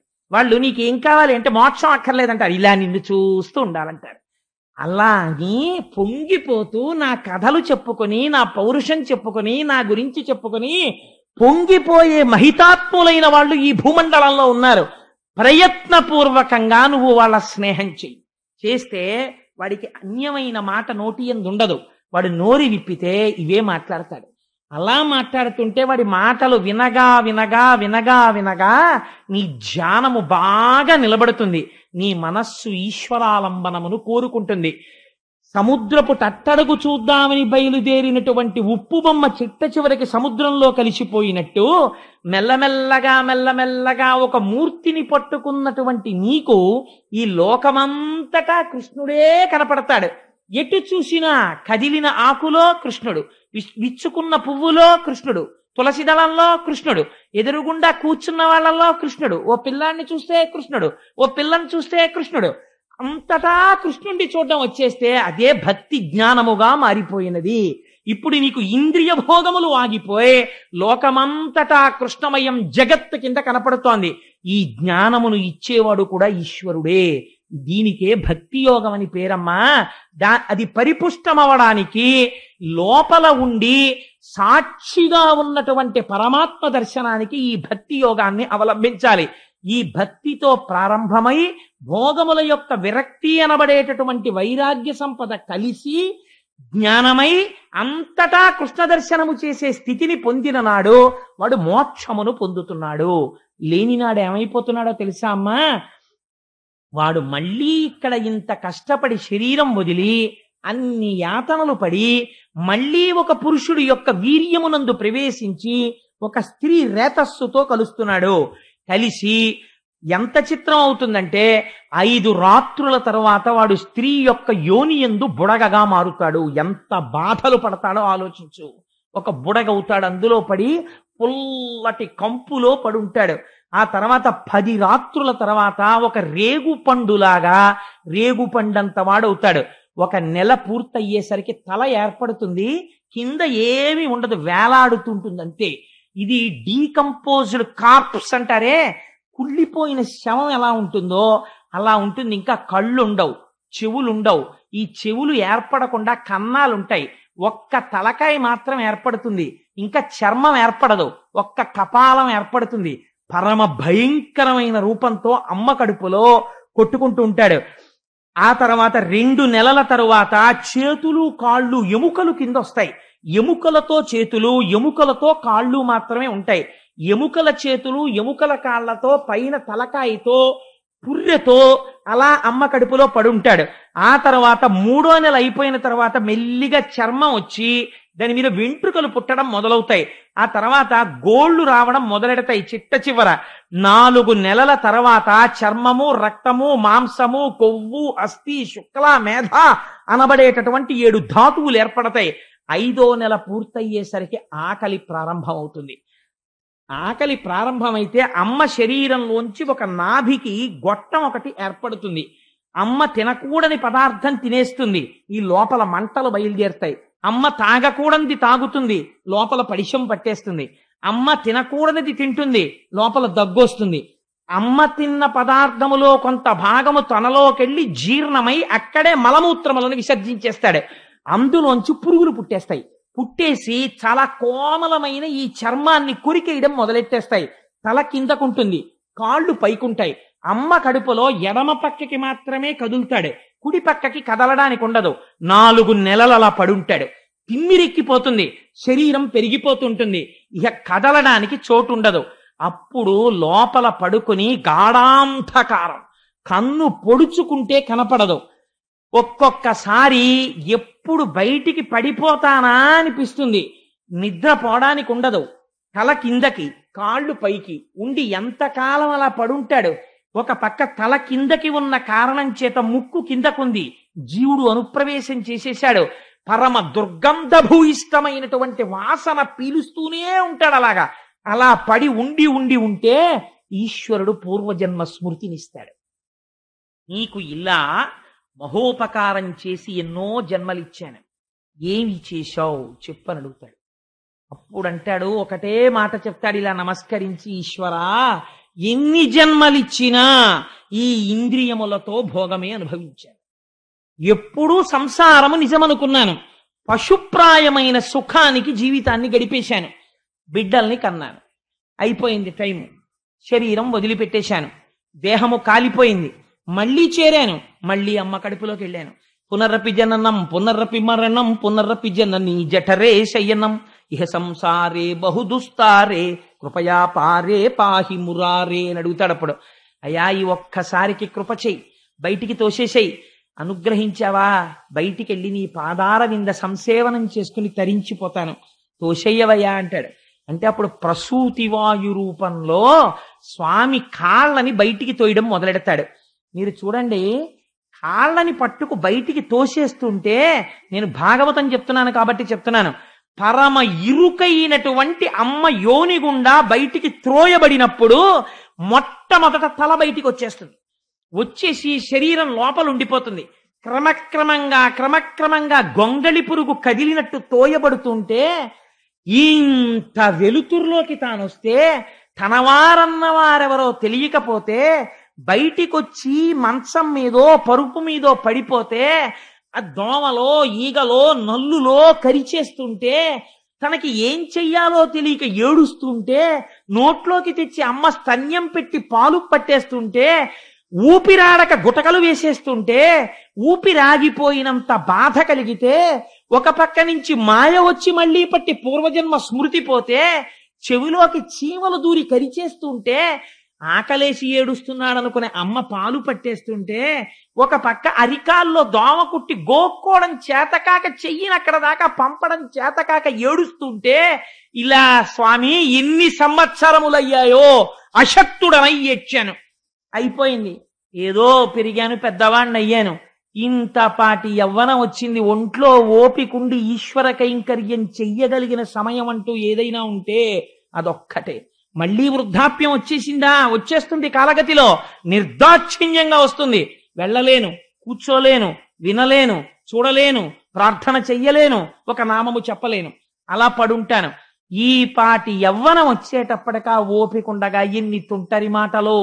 నారీస్తనభర నాభీదేశం దృష్ట్వా మాగా మోహావేశం ఏతత్మాంసవసాది వికారం మనసి విచింత్య వారం వారం.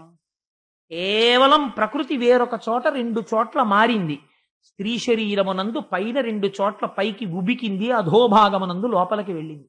ఈ పాటి వికారానికి వెర్రివాడవై తిరిగి నీ యవ్వనమంతా నాశనం చేసుకున్నావు. మళ్ళీ ప్రారంభం. లేదా ఉన్న ఓపికంతా సంపాదనకి తిరిగావు. సంపాదించకూడదని అనలేదు ధర్మశాస్త్రం, కానీ వెర్రి సంపాదనకి తిరిగావు. మళ్ళీ మొదలు. ఎక్కడ పుడతావో అమ్మా జీవులు ఇలా తిరుగుతున్నారు, ప్రయత్నపూర్వకంగా భక్తి యోగమును అనుష్ఠానము చెయ్యాలి. చేత కాకపోతే కనీసము శ్రవణము చెయ్యడం మొదలు పెట్టాలి. వెళ్ళి అసలు నా జీవితమేమి, నేను ఎక్కడ నుంచి వచ్చాను, నా బ్రతుకేమి అన్నది తెలుసుకోవాలి. తెలుసుకోకపోతే ఎప్పటికీ మోహమునందు పడిపోయి ఉంటాడమ్మా. ఎవడు భాగవతులతో కూడి తిరుగుతున్నాడో, ఎవడు ధ్యానము లోపల చెయ్యగలుగుతున్నాడో, ఎవడు ఈశ్వరుడి యందు ఉత్సాహమును పెంచుకుంటున్నాడో వాడు పునరావృత్తి రహిత శాశ్వత శివ సాయుధ్యమును పొందుతున్నాడు అని చెబితేట దేవహూతి దేవేంద్రాదులకు లేని భోగములు ఇంట్లో ఉన్నాయి. అది విచిత్రం. అన్ని భోగములను తిరస్కరించి ఒంటికి బట్ట నిలువుగా కట్టుకున్నానా అడ్డంగా కట్టుకున్నానా అన్నది మరిచిపోయినది అన్నారు. అలా శ్రీకృష్ణ పరమాత్మని హృదయమునందు నిలిపి ధ్యానము చేయగా చేయగా ఒకనాటికి గీత చెప్పి కపిల భగవానుడు వెళ్ళిపోయాడు. వెళ్ళిపోయిన తరువాత కొడుకు అన్న మమకారంతో భగవానుని యందు మనస్సు పెట్టుకుని కృష్ణ భగవానుణ్ణే స్మరిస్తూ ఈశ్వర స్మరణము వలన జ్ఞానములు పొంది ఈ విషయములు విన్న తరువాత ప్రయత్నపూర్వకముగా భోగములు మనని ఉద్ధరించేవి కావని తెలుసుకుని త్రోసిరాదని వైరాగ్యమును పొంది భక్తి వైరాగ్యముల కలయిక వలన జ్ఞానమును పొంది జ్ఞానము వలన మోక్షమును పొంది శ్రీకృష్ణ భగవానుని యందు చేరి శాశ్వతత్వమును పొందినది. ఇది జీవులందరూ విని ఉద్ధరించబడవలసిన మహోత్కృష్టమైన గాథ. కాబట్టి ఇప్పుడు దేవహూతి కర్దమ ప్రజాపతి గృహస్థాశ్రమంలోకి వచ్చి తరించారా లేదా? ఇద్దరూ తరించారు. ఈ మొదటి వివాహం. అందరూ గృహస్థాశ్రమంలో ఉన్న వాళ్ళు అలా తరించడానికి వైరాగ్యం అంటే ఏమిటో, జ్ఞానం అంటే ఏమిటో, భక్తి అంటే ఏమిటో, సృష్టి ఎలా జరిగిందో చెప్పినటువంటి మహోత్కృష్టమైన గాథ. ఆ ధ్యానం ఎలా చేయాలో చెప్పిన గాథ కనుక దీన్ని పరమోత్కృష్ట